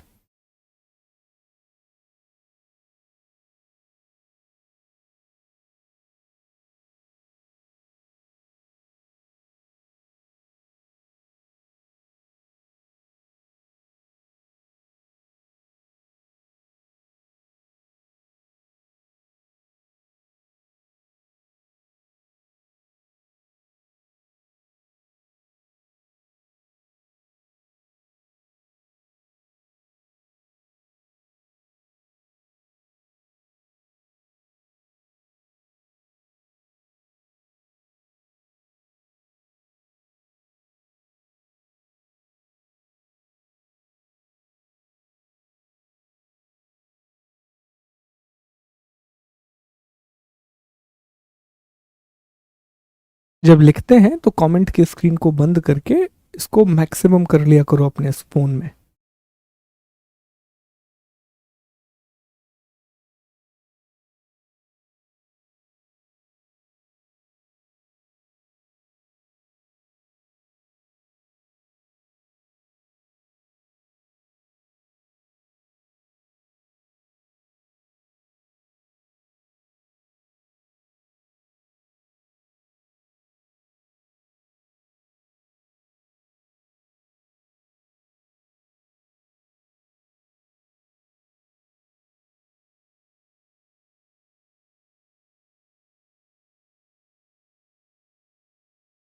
चलिए, अब हमें अगले टॉपिक को लिखना है, ये तो 3 बीघा कॉरिडोर हो गया, अगला लिख लीजिए क्योंकि हम समझ चुके हैं ये टॉपिक, तो लिख लेते हैं पहले, बांग्लादेश, भारत बांग्लादेश भूमि बॉर्डर समझौता।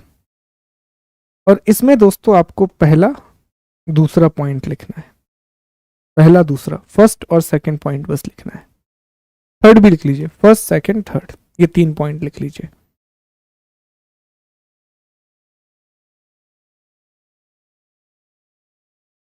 हाँ बिल्कुल मिलेगा, लीज पे देने का मतलब ही होता है रेवेन्यू मिलना। किस बात का प्रियंका? लिख लीजिए पहले, लीज का मतलब होता है एक प्रकार से कोई जगह किराए पर दे देना, ठीक है, इसका लूज ट्रांसलेशन होगा किराए पर दे देना।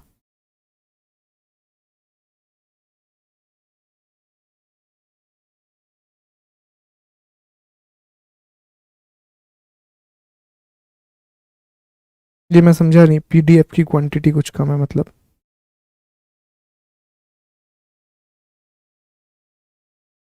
देखो आप एक काम करो अमित, थोड़ा सा वीडियो पीछे कर लो, थोड़ा सा वीडियो पीछे कर लो, थर्ड पॉइंट देख लोगे।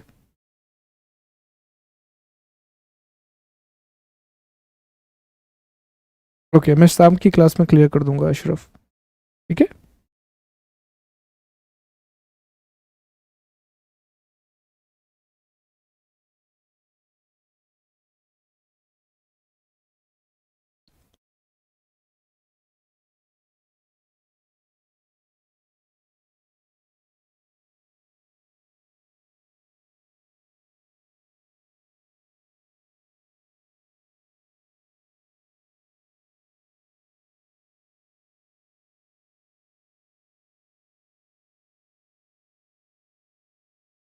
बहुत जल्दी, बहुत जल्दी शुरू होगी हिस्ट्री।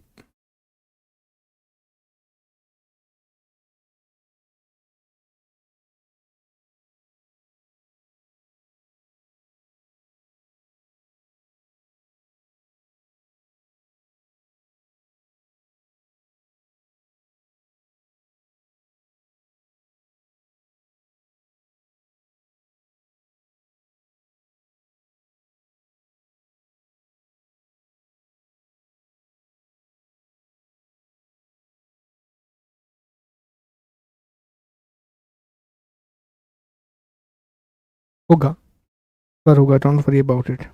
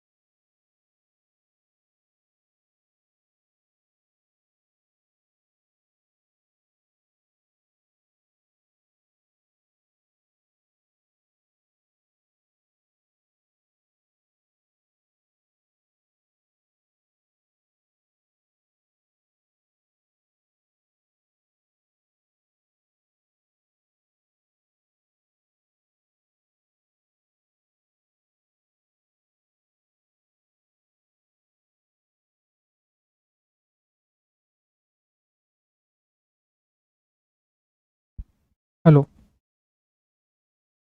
थर्ड पॉइंट हिंदी में, इसमें हिंदी में आप लिख लीजिए, इस हेतु असम, पश्चिम बंगाल, मेघालय और त्रिपुरा की सीमाओं को संशोधित करना पड़ा। इस हेतु असम, मेघालय, त्रिपुरा और पश्चिम बंगाल की सीमाओं को संशोधित करना पड़ा। ठीक,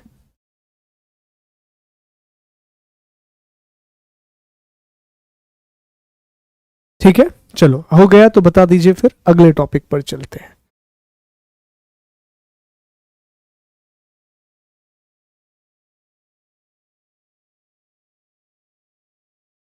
चलो अब अगले मसले को समझते हैं दोस्तों। ये भी हो गया। अब हमारा अगला जो मुद्दा है ये बहुत इंपॉर्टेंट है और इसको ध्यान से समझना है आप लोगों को, और ये मुद्दा है फरक्का बैराज का। ठीक है, अच्छे से समझिए, बहुत इंपॉर्टेंट टॉपिक है, ध्यान दीजिएगा और चर्चा में भी रहा है। फरक्का बैराज के बारे में अब हमें पढ़ना है, पहले आप समझें, फिर मैं इस चीज को आपको लिखवा भी दूंगा। ठीक है, या फिर कुछ पॉइंट साथ में लिख भी सकते हैं। जैसे सबसे पहले हमें यह जानना होगा कि आखिर ये फरक्का बैराज कहां पर स्थित है। तो दोस्तों, पश्चिम बंगाल में एक जगह है मुर्शिदाबाद। मुर्शिदाबाद मुर्शिदाबाद वेस्ट बंगाल में फरक्का बैराज स्थित है। अब आपको यह भी समझना चाहिए कि सर बैराज का अर्थ क्या होता है, what is the meaning of barrage. तो बैराज का अर्थ होता है कि ये एक ऐसी संरचना है, एक ऐसा स्ट्रक्चर होता है जिसके द्वारा हम पानी के बहाव की दिशा को नियंत्रित करते हैं, दिशा या मात्रा को नियंत्रित करते हैं। It is the structure by which we control the direction and quantity of the water. Direction and the quantity of the water. अब इसको जरा समझें कि सर इसका कहना क्या चाह रहे हैं, आप बताएं जरा ध्यान से। तो देखिए, जैसे मान लीजिए कि यहां पर एक नदी बह रही है इस तरह से। अब हम चाहते हैं कि इस नदी का पानी जो है वो, और मान लीजिए कि यहां पर एक दूसरी नदी बह रही है। हम ये चाहते हैं कि ये जो दूसरी नदी है इसमें पानी की कमी है, ये जो दूसरी नदी है इसमें क्या है, पानी की कमी है। तो हम यहां पर एक बैराज बना देंगे और इस बैराज के द्वारा हम क्या करेंगे, ये जो नदी है इसका पानी यहां पर डाइवर्ट कर देंगे। तो याद रखिएगा दोस्तों, डैम और बैराज में एक बहुत बड़ा अंतर है। बैराज सिर्फ दो कामों के लिए बनाया जाता है, या तो पानी की मात्रा को नियंत्रित करने के लिए, वाटर के फ्लो को कंट्रोल करने के लिए, या फिर पानी की दिशा बदलने के लिए, वाटर को डाइवर्ट करने के लिए। लेकिन जो डैम होता है ये मल्टीपर्पस होता है, ये बहुउद्देशीय, उसका नाम ही है बहुउद्देशीय नदी परियोजना, मल्टीपर्पस रिवर प्रोजेक्ट। तो जब आप एक डैम बनाते हैं, जब हम क्या बनाते हैं दोस्तों, जब हम एक डैम का कंस्ट्रक्शन करते हैं तो डैम से बहुत सारे ऑब्जेक्टिव फुलफिल होते हैं। फॉर एग्जांपल के लिए, इसमें आप पानी को स्टोर करते हैं, इसमें आप पानी को डाइवर्ट भी करते हैं, इसमें आप फ्लो के डायरेक्शन को भी डिसाइड कर सकते हैं।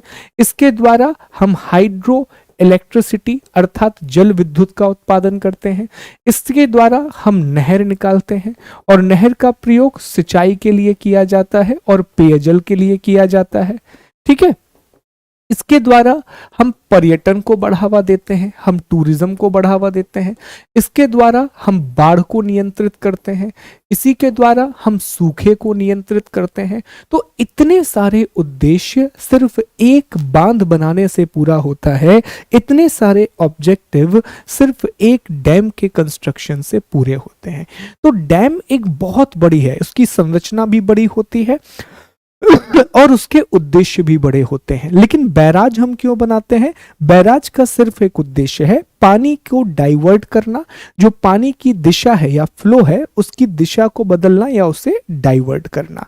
अब इस बात को समझना होगा कि फरक्का बैराज आखिरकार कब और क्यों बनाया गया। पहले रीजन आपको समझना होगा कि आखिर ये क्यों बनाया गया, समझ लीजिए पहले, बाद में लिख लेंगे, ठीक है। तो देखें, एक नदी है दोस्तों और इस नदी का नाम है गंगा नदी। कौन सी नदी है दोस्तों? गंगा नदी है। अब गंगा नदी से ही एक नदी निकलती है और इस नदी का नाम है हुगली, ठीक है। क्या नाम है? हुगली। अब दो शब्द मुझे आपको बताना है। जो हुगली है ये गंगा नदी की वितरिका है। हुगली क्या है? ये गंगा नदी की वितरिका है। It is the distributary of Ganga. अब आपके दिमाग में प्रश्न आ गया, सर वितरिका का मतलब क्या होता है, डिस्ट्रीब्यूटरी का मतलब क्या होता है? समझिए, जैसे मान लीजिए कि ये एक नदी है और इस नदी में जब दूसरी नदियां आकर के मिलती हैं, जैसे एक ये नदी आकर के मिली, एक ये नदी आकर के मिली, इस तरह से जब अलग अलग नदियां इसमें आकर के मिलती हैं तो इन नदियों को हम क्या कहते हैं? तो सर इसे हम ट्रिब्यूटरी कहते हैं। क्या कहते हैं? ट्रिब्यूटरी कहते हैं, सहायक नदी कहते हैं। यस और नो? क्या कहते हैं? सहायक नदी कहते हैं। लेकिन मान लीजिए कभी ऐसा हो जाए कि सनम बेवफाई कर जाए। मतलब ये हुआ, मान लीजिए कि एक नदी इसमें ना मिले, इससे निकल कर के बाहर आ जाए, तो ऐसी नदी को हम क्या कहते हैं? ऐसी नदी को हम वितरिका कहते हैं। ऐसी नदी को हम क्या कहते हैं? डिस्ट्रीब्यूटरी कहते हैं। सनम बेवफा जा, मुझे प्यार नहीं करना।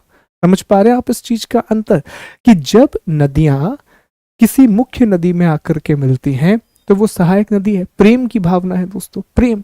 लेकिन यहां देखिए, एक नदी जब मुख्य भूमि से बाहर निकल करके, मुख्य नदी से बाहर निकल करके आ जाती है, बेवफाई कर देती है, बेवफाई, तो इसे हम क्या कहते हैं दोस्तों? वितरिका कहते हैं। क्या कहते हैं? वितरिका कहते हैं, डिस्ट्रीब्यूटरी कहते हैं। तो ऐसे ही हमारी प्यारी गंगा नदी इस तरह से बह रही है, गंगा रिवर इस तरह से फ्लो कर रही है। तो इसी गंगा से एक नदी निकल के आती है और नदी का नाम है हुगली।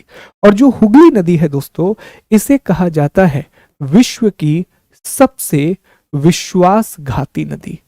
इंग्लिश में शायद इंट्रीचियस बोलते हैं, इंट्रीचियस रिवर ऑफ द वर्ल्ड। विश्व की सबसे विश्वासघाती नदी, इंट्रीचियस रिवर ऑफ द वर्ल्ड। अब मसला क्या है? मसले को समझे कि यहां पर एक बंदरगाह है, यहां पर एक पोर्ट है दोस्तों, यहां, ठीक। और इस बंदरगाह का नाम क्या है? तो ये है कलकत्ता बंदरगाह। कलकत्ता बंदरगाह, कलकत्ता पोर्ट। और कलकत्ता बंदरगाह को कहा जाता है पूर्व का लंदन। क्या कहा जाता है? पूर्व का London, London of the east, Calcutta port.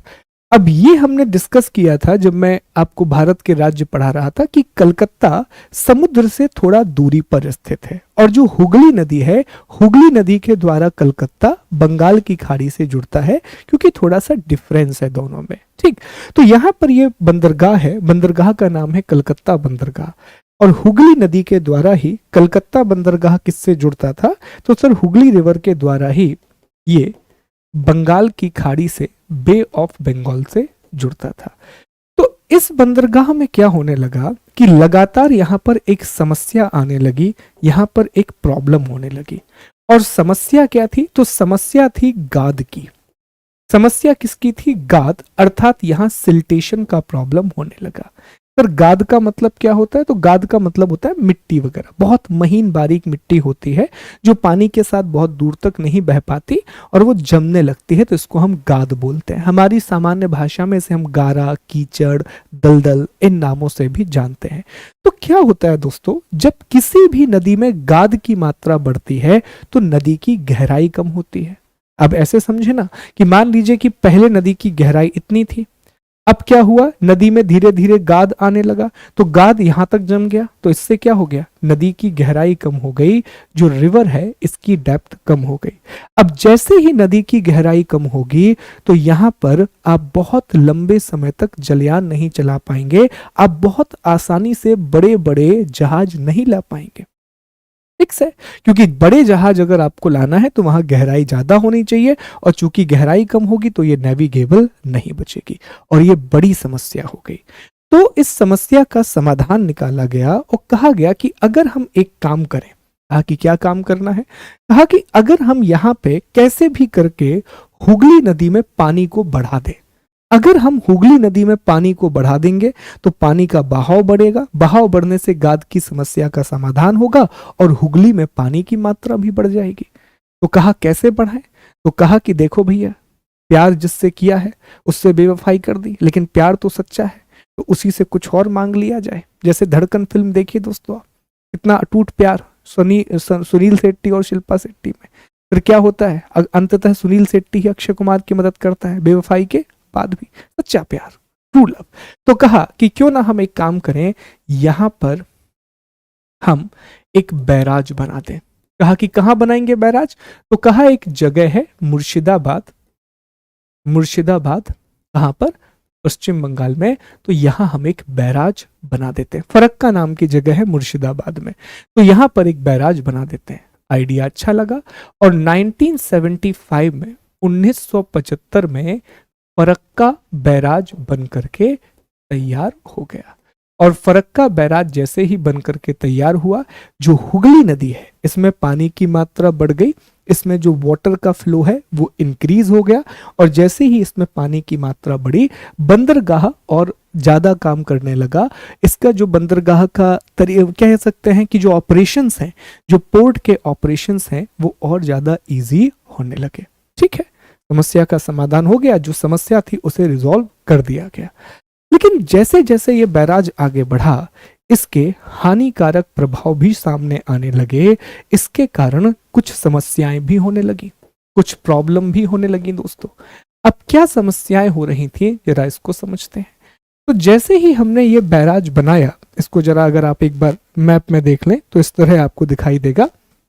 ठीक, तो जैसे ही हमने ये बैराज कंस्ट्रक्ट किया, तो गंगा के पिछले हिस्से, स्पेशली बिहार, यहां पर बाढ़ का खतरा बढ़ गया, यहां पर फ्लड का खतरा बढ़ गया। क्यों? क्योंकि बैराज बना के आपने कहीं ना कहीं पानी को तो रोका है, आपने क्या किया है, पानी पर ऑब्स्ट्रक्शन लगाए हैं, पानी को आपने रोका है। तो जब आप पानी को रोकेंगे तो देखा गया कि बिहार वाले क्षेत्र में बाढ़ की घटनाएं बढ़ गई हैं। यहां पर जो फ्लड है, फ्लड की जो कह सकते हैं कि अकरेंस है, जो उसकी प्रवृत्ति है, वो और भी ज्यादा प्रबल हो गई है। तो कुछ इलाकों में यहां पर बाढ़ आने लगी। ये पहली समस्या सामने आई कि बिहार में विशेष तौर पर पटना में बाढ़ की जो भेद्यता है उसमें क्या हो गई, बढ़ोतरी हो गई। पटना वाले इलाके में जो फ्लड है, फ्लड की वल्नरेबिलिटी और भी ज्यादा बढ़ गई। एक बात, दूसरी चीज यहां पर यह भी समझ में आई कि बांग्लादेश ने भी इसका विरोध किया। बांग्लादेश फरक्का बैराज से महज 16 किलोमीटर दूर है। तो बांग्लादेश का विरोध क्या था? बांग्लादेश का विरोध यह था कि इससे जो पद्मा, क्योंकि बांग्लादेश में गंगा क्या बन जाती है, पद्मा बन जाती है, पद्मा में पानी की कमी हो रही है। ये बांग्लादेश का आरोप था कि इससे क्या हो रहा है, जो पद्मा है इसमें पानी की कमी हो रही है, इसमें वाटर का जो अमाउंट है वो डिक्रीज हो रहा है।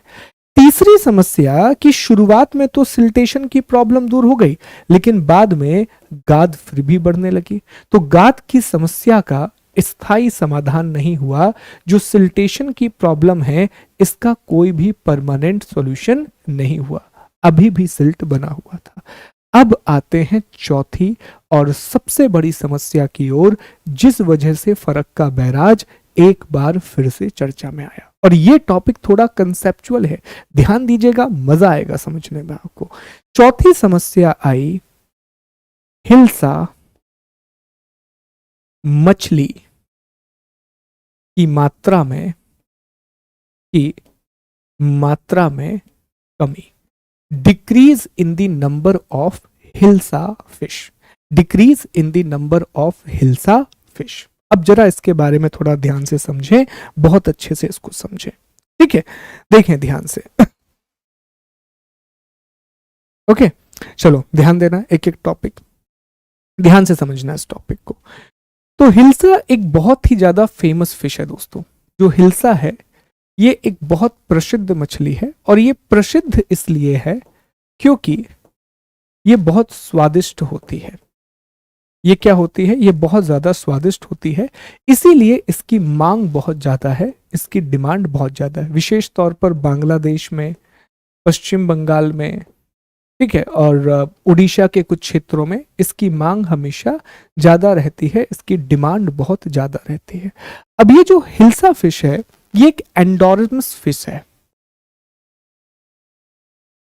ये कैसी फिश है? ये एक एंडोर्मस मछली है, ये एक एंडोर्मस फिश है। अब ध्यान देना, ये एंडोर्मस मछली क्या होती है, एंडोर्मस फिश क्या होती है, अभी समझना है, ध्यान दीजिए अभी सब लोग, ठीक है। ये कैसी मछली है दोस्तों? ये एक एंडोर्मस फिश है, ये एक एंडोर्मस मछली है। सर ये एंडोर्मस फिश क्या होती है? एंडोर्मस ये जो मछली है इसका मतलब क्या है, आइए मैं आपको बताता हूं। एक बार मैप में देखते हैं, मैप में आपको ये बातें बहुत इजीली समझ में आएंगी। एक सेकंड दीजिएगा बस मुझे। ओके, तो ये मान लीजिए ये कौन सी नदी है, मान लेते हैं कि सर ये this is the Ganga river, इस तरह से, और एक और नीचे है इस तरह से जाएगी। Okay, Ganga river. एंडोर्मस मछली का मतलब ये होता है कि ये मछली जीवन कहाँ गुजारती है? तो सर ये अपना जीवन समुद्र में गुजारती है, लेकिन जब इसे अंडे देने होते हैं, जब भी इसे रिप्रोडक्शन करना होता है, तो ये कहाँ आ जाती है? ये नदी में वापस आ जाती है, अप स्ट्रीम आ जाती है। समझिएगा, मान लीजिए कि यहां पर है बंगाल की खाड़ी। अब बंगाल की खाड़ी में पानी कैसा होता है? सर यहां पर है खारा पानी, सैलाइन वाटर, इसको हम समुद्र कह सकते हैं, बिल्कुल कह सकते हैं सर। तो यहां पर ये मछली निवास करती है, ये क्या है? इसके निवास का स्थान है, यहां पर ये मछली रहती है। लेकिन दोस्तों जैसे ही इस मछली को रिप्रोडक्शन करना होता है तो ये वापस कहां आ जाती है? ये गंगा नदी या जो भी नदी आसपास होती है उस नदी की अप स्ट्रीम में वापस आ जाती है। किसके लिए? तो यहां से ये मछली आ जाएगी रिप्रोडक्शन के लिए। किसके लिए आ जाएगी? रिप्रोडक्शन अर्थात प्रजनन के लिए। ये कहां आएगी? नदी में वापस आएगी। प्रजनन के बाद जब ये नदी दोबारा से अडल्ट हो जाएगी तो ये वापस से बंगाल की खाड़ी चली जाएगी, फिर वही साइकिल होगी। फिर यहां से जब ये प्रजनन के लिए तैयार होंगी ये गंगा नदी में आएंगी, फिर ये जब बड़ी हो जाएंगी वापस से बंगाल की खाड़ी चली जाएंगी। तो ऐसी मछली जिनका निवास स्थान समुद्र होता है लेकिन प्रजनन के लिए जो नदी में आते हैं, मीठे पानी में आते हैं, ऐसी मछलियों को एंडोर्मस फिश कहा जाता है, एंडोर्मस मछली कहा जाता है। तो हिल्सा एक ऐसी ही मछली है। तो हिल्सा क्या करती थी दोस्तों कि हिल्सा फिश गंगा नदी का सहारा लेती थी, और गंगा नदी का सहारा लेकर के सॉरी, ये गंगा नदी का सहारा लेकर के क्या करती थी कि यहां से चलना शुरू करती थी, बांग्लादेश से होते हुए, पश्चिम बंगाल होते हुए, और इसे कानपुर तक में देखा गया है। यहां तक ये मछली आ जाती थी, इतने बड़े क्षेत्र में ये मछली आ जाती थी, धारा के विपरीत तैरकर अप स्ट्रीम कानपुर तक ये पहुंच जाती थी।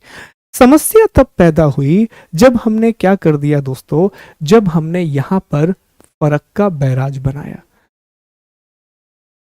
जैसे ही हमने फरक्का बैराज बनाया, तो जैसे ही हमने यहां फरक्का बैराज क्रिएट किया, तो अब क्या होगा?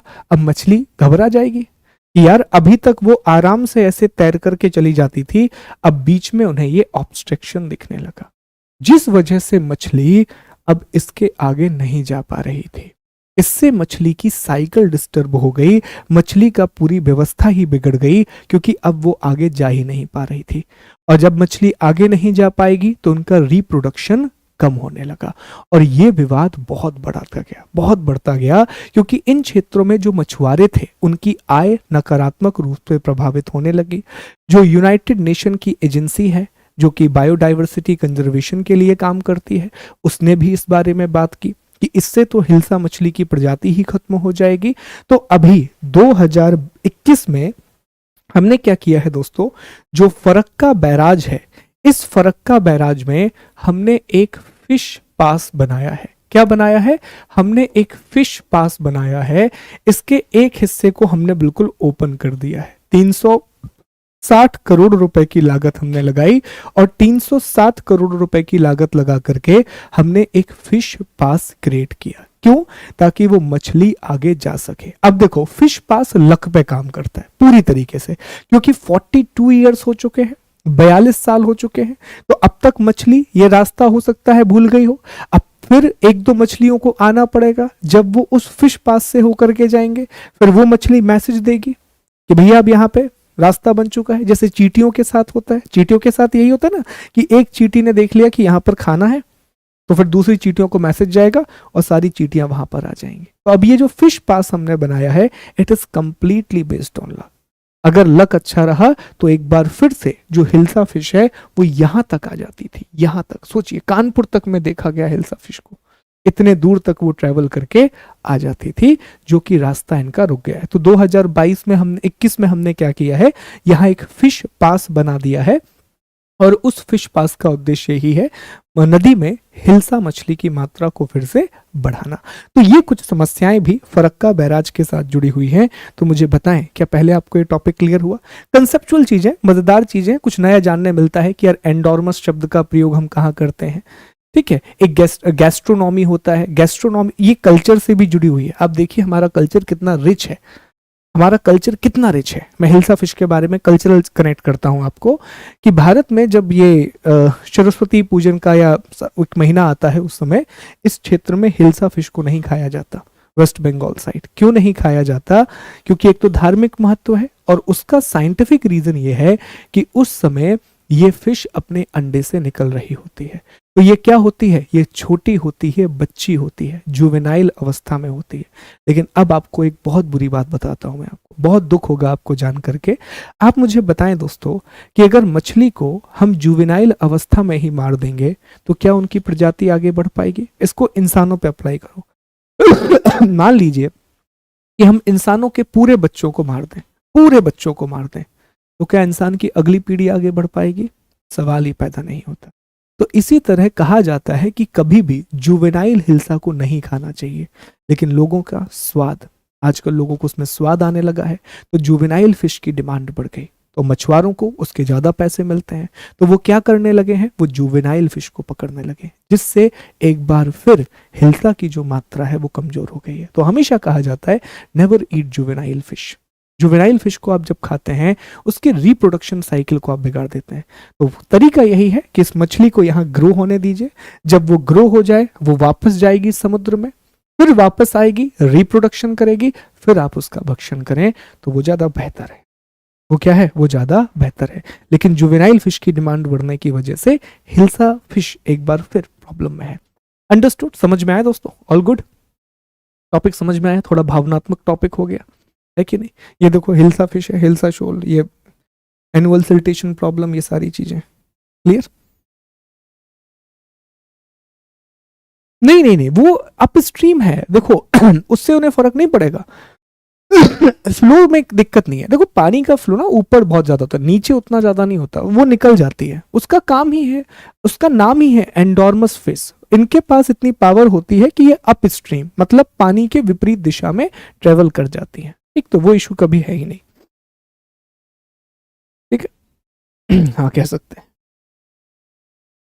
चले, हाँ बात सही है, लॉ बनना चाहिए इसके लिए, और लगातार कहा भी जाता है IUCN के द्वारा कि इसके लिए कुछ करना चाहिए। ठीक, लिख लिया जाए दोस्तों अब इसे, लिखें? चले तो लिख लीजिए फरक्का बहराज।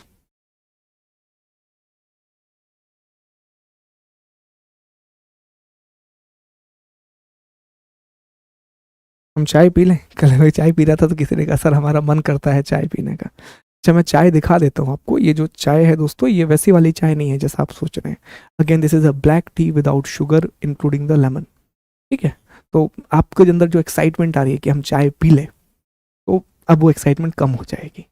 या फिर आके एक बार पी लीजिए, घर पे बनाइए black T without sugar, only lemon. ठीक, तो एक्साइटमेंट अपने आप कम हो जाएगा चाय पीने का। चलो देखिए, लिख लीजिए पहला, दूसरा, तीसरा पॉइंट लिखेंगे 1 2 3, और फिर समस्याएं मैं आपको लिखवा देता हूं।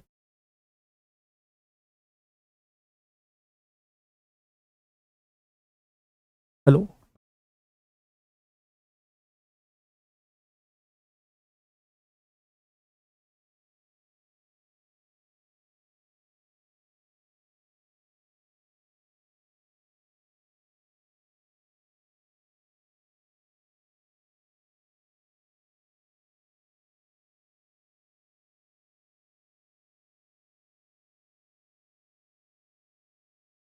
मेरे हाथ घर पे आओ तो मैं ही चाय पिलाऊंगा। लेमन टी मैं बहुत अच्छी बनाता हूँ, ट्रस्ट मी। उसमें अच्छा बनाना क्या है, कुछ मेहनत ही नहीं होती उसमें।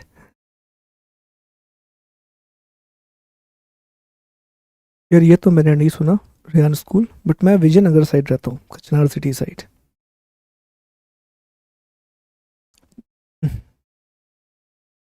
लिख लिया, ये हो गया डन। चले, अब आप ये लिख लीजिए दोस्तों, जो एक डायग्राम भी बना लो मेरे हिसाब से। ये जो डायग्राम है ना दोस्तों, ये थोड़ा सा ड्रॉ कर लो आप लोग, ये वाला डायग्राम ये बना लो जरा, तो इससे आपको और आइडिया मिलेगा। ये डायग्राम बना लो जल्दी से। इसे पूर्व का लंदन कहा जाता है, कलकत्ता बंदरगाह को नाम दिया गया है पूर्व का लंदन।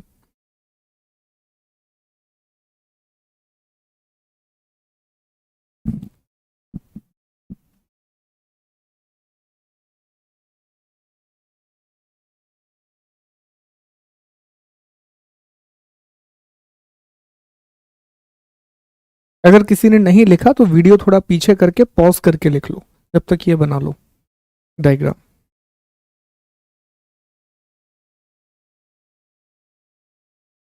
Okay,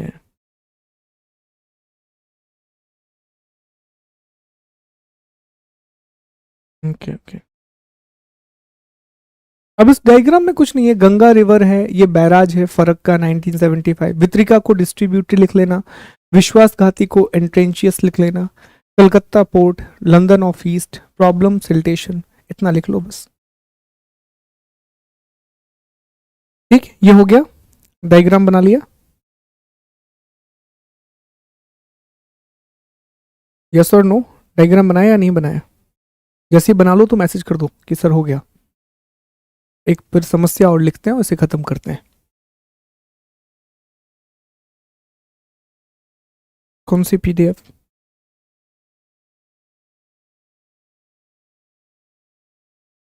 okay, okay.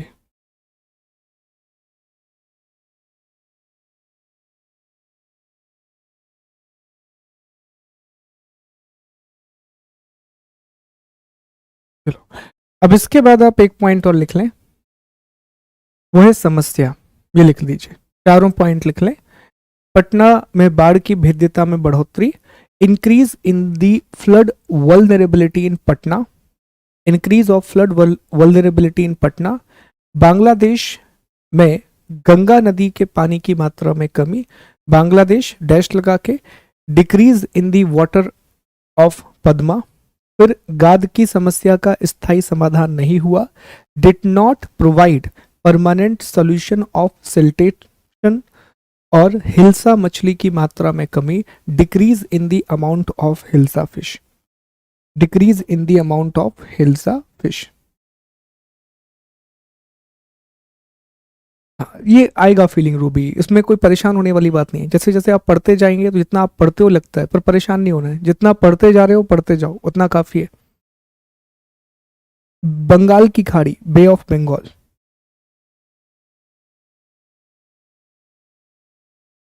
ठीक, इंग्लिश में मैंने बोल दिया है। पहला वाला है increase in the flood vulnerability in Patna, दूसरा है बांग्लादेश डैश लगा के decrease in the water of Patna, Padma, तीसरा है गाद की समस्या का स्थायी समाधान नहीं, did not provide permanent solution of siltation problem, hilsa मछली की मात्रा में कमी, decrease in the amount of hilsa fish. ठीक है, चलिए हो गया, डन है।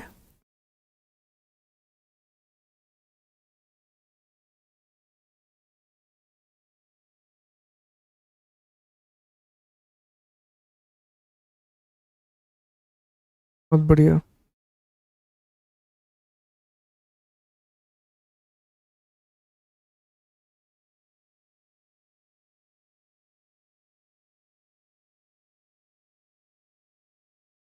ठीक, चलो अब ध्यान दो, अगले टॉपिक पे आते हैं। फरक्का बैराज भी हो गया दोस्तों, भूमि बॉर्डर समझौता भी हो गया, अवैध प्रवासन। चलो अगला पहले छोटा सा टॉपिक लिख लीजिए। अगला टॉपिक लिखिए ट्रेन, भारत और बांग्लादेश के बीच में ट्रेन। चलो तो लिखें नंबर 1, भारत और बांग्लादेश के बीच में दोस्तों 3 ट्रेन चलती है, लिख लो साथ में, अगला लिख लो ट्रेन। ठीक है, तो भारत और बांग्लादेश के बीच में 3 ट्रेनें चलती हैं।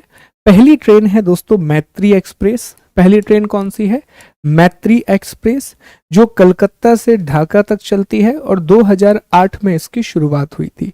दूसरी है बंधन एक्सप्रेस, जो कलकत्ता से खुलना तक चलती है, 2018 में शुरुआत हुई। और तीसरी है मिताली एक्सप्रेस, जो कि हल्दीबारी से चिल्हाटी तक चलती है। इसकी शुरुआत 1 जून 2022 को हुई थी। तो ये प्रश्न भी पूछा गया हाल ही में कि बताइए भारत बांग्लादेश के बीच में निम्नलिखित में से कौन सी ट्रेन चलती है, विच train runs between India and Bangladesh, बताना था। तो उसका सही जवाब उसमें था बंधन एक्सप्रेस। ठीक है, तो मैत्री, बंधन और मिताली, ये 3 ट्रेनें हैं जो किसके बीच में चलती हैं, जो भारत और बांग्लादेश के बीच में चलती हैं, इंडिया और बांग्लादेश के बीच में चलती हैं। ठीक,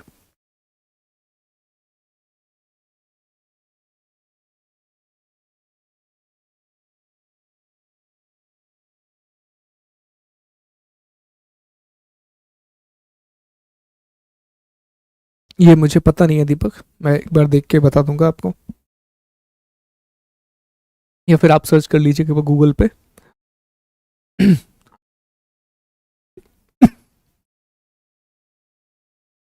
हो गया, डन।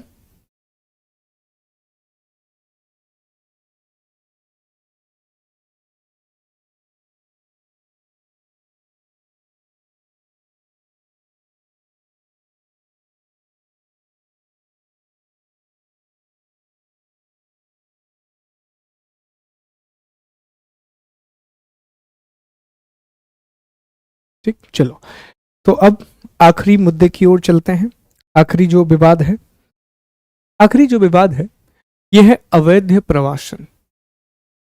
अवैध प्रवासन, ओके, यह है अवैध प्रवासन, इलीगल माइग्रेशन। चलें पहले इसको समझते हैं और फिर हम इसको बाद में लिखेंगे। ध्यान दें, पहले इसको समझें।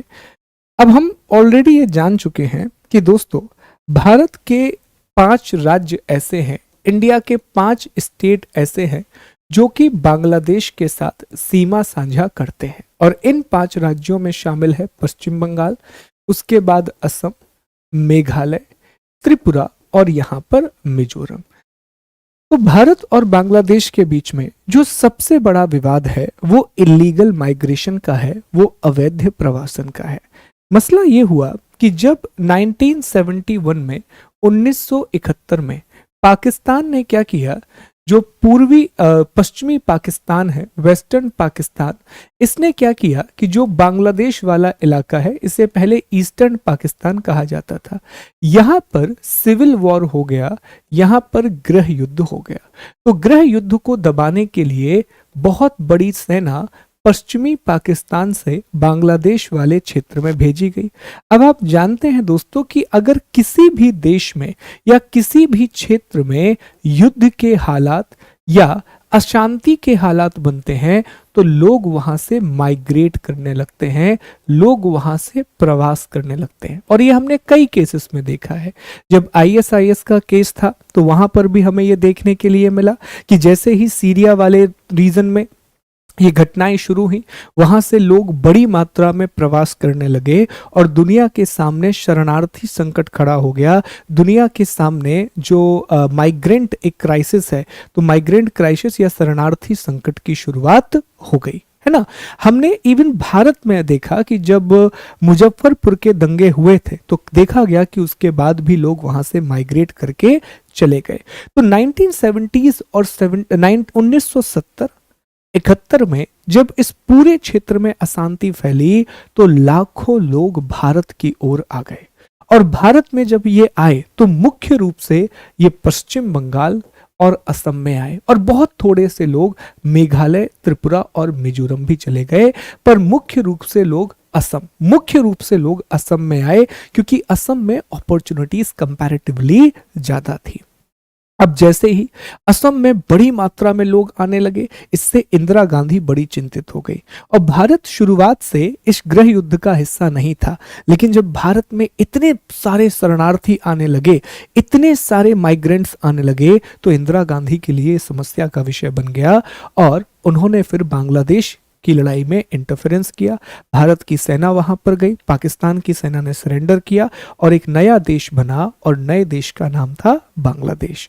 और जो सेना वहां पर लड़ रही थी बांग्लादेश के लिए, उसे मुक्ति वाहिनी नाम दिया जाता है। क्या नाम दिया जाता है? मुक्ति वाहिनी नाम दिया जाता है। तो समस्या ये हुई कि लगभग 10 लाख शरणार्थी भारत की ओर आ गए, इंडिया की तरफ आ गए, और ये माना जा रहा था कि ठीक है अभी आ गए हैं, लेकिन जैसे ही युद्ध रुक जाएगा तो लोग आना बंद हो जाएंगे। लेकिन ऐसा नहीं हुआ। क्यों? क्योंकि भारत में अपॉर्चुनिटी कंपैरेटिवली बेहतर थी, तो लोग लगातार भारत की ओर आ रहे थे, और मुख्य रूप से असम। मुख्य रूप से कहां आ रहे थे दोस्तों? मुख्य रूप से असम में आ रहे थे। अब होता यह है दोस्तों कि जैसे जैसे बहुत ज्यादा माइग्रेशन बढ़ता है, तो इससे जो स्थानीय लोग हैं, जो लोकल्स हैं, उनका विरोध बहुत बढ़ता है। जैसे हमने देखा है हाल ही में, आप अमेरिका में देखिए, तो अमेरिकन्स का कहना क्या है कि भारत के लोग और चीन के लोग हमारी नौकरियां खा गए, जो जॉब हमें मिलनी थी वो भारतीयों और चाइना को मिलती है। इवन आप भारत में जब क्राइसिस देखिए तो कहा जाता है कि बिहार से बहुत बड़ा जो लेबर सेक्शन है वो काम करने के लिए बॉम्बे जाता था, वहां पर भी उन्हें किसी ना किसी प्रकार के विरोध का सामना करना पड़ा। तो इसमें आप सोचिए, तो भारत के ही लोग हैं, लेकिन जब विदेश के लोग यहाँ आकर के, बांग्लादेश के लोग असम में आकर के रहने लगे, तो वहां पर जो स्थानीय लोग थे, जो लोकल्स थे, उनके लिए अवसर कम होने लगे। क्यों? क्योंकि जो बांग्लादेश से आए हुए लोग थे उन्हें तो सरवाइव करना था, तो वो बहुत कम कीमत पर काम करते थे, जिससे लोकल्स को बहुत प्रॉब्लम होने लगी। विशेष तौर पर इससे विद्यार्थियों को दिक्कत हुई। उन्हें यह लगा कि हमारे लिए जो भविष्य का रोजगार है उसके अवसर समाप्त हो चुके हैं, उसकी अपॉर्चुनिटीज खत्म हो चुकी हैं। तो यहां पर एक यूनियन बना जिसे कहा जाता है ऑल असम स्टूडेंट यूनियन, आसू। आसू ने असम में एक बहुत बड़ा आंदोलन चलाया, बहुत मैसिव मूवमेंट क्रिएट किया कि हमें जो अवैध लोग यहाँ पर आए हैं उनको यहाँ से हटाया जाए, ताकि हमारा अधिकार ना छिने, ताकि हमें अवसर एक समान मिलते रहे। आंदोलन आप सोचिए इतना बड़ा हो गया कि 1985 में, 1985 में राजीव गांधी को यहां आना पड़ा, जो उस समय प्रधानमंत्री थे। तो प्रधानमंत्री राजीव गांधी को यहां आना पड़ा और ऑल असम स्टूडेंट यूनियन के साथ समझौता करना पड़ा। और समझौता यह हुआ कि असम में एनआरसी को लागू किया जाएगा, नेशनल रजिस्टर ऑफ सिटीजनशिप को लागू किया जाएगा, और जो लोग 24 मार्च 1971 के पहले तक असम में रह रहे थे उन्हीं को, या जिनके पास 24 मार्च 1971 तक का वोटर कार्ड है या जो आ चुके हैं भारत में हैं, उन्हें भारत का नागरिक माना जाएगा। और इसके बाद जितने भी लोग आए हैं उन्हें अवैध प्रवासी माना जाएगा, इलीगल माइग्रेंट माना जाएगा, और उन्हें देश से बाहर निकाल दिया जाएगा। तो एनआरसी को लागू बहुत पहले हो जाना चाहिए था, लेकिन लागू नहीं किया गया क्योंकि ये बहुत बड़ा काम है। इसे लागू किया सुप्रीम कोर्ट ने। सुप्रीम कोर्ट में ये केस गया जिसमें कहा गया कि अब तक एनआरसी को लागू नहीं किया गया है, और सुप्रीम कोर्ट के इंटरफेरेंस के बाद एनआरसी को असम में लागू किया गया और असम भारत का पहला राज्य बना जहां एनआरसी लागू की गई। तो सवाल ये पैदा होता है कि सर आखिर ये एनआरसी क्या है? तो एनआरसी है दोस्तों national register of citizen. NRC क्या है? National register of citizen. और इसके तहत यह है कि 1951 में जब भारत बन के तैयार हो गया सारा, तो उस एक रजिस्टर बनाया गया जिसमें लिखा गया कि भारत के नागरिक कौन कौन है। पर एनआरसी को लागू उन्हीं राज्यों में किया जाता है जहां अवैध प्रवासन की समस्या होती है, जहां इलीगल माइग्रेशन की समस्या होती है। तो इस अवैध प्रवासन की समस्या को रोकने के लिए असम में एनआरसी को लागू किया गया। तो एक काम कीजिए, 2 मिनट का समय लीजिए और ये जो पॉइंट है ये आप लिख लीजिए और इसके बाद हम क्लास को खत्म करते हैं। मैं आपको 2 मिनट दे रहा हूं, 2 मिनट में ये पॉइंट बस आप लिख लीजिए and then we will end the class.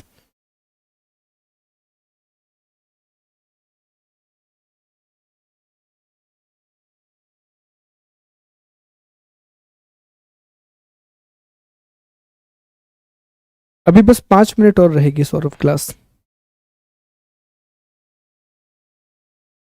ठीक है? 5 मिनट और रहेगी।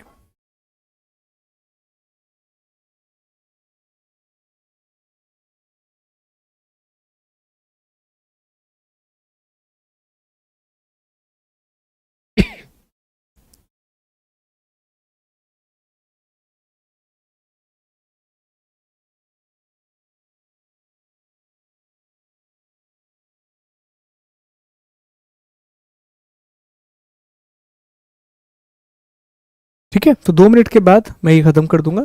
तो आज के लिए इतना काफ़ी है, फिर कल आपसे शाम को मुलाकात होगी और कल मिलेंगे।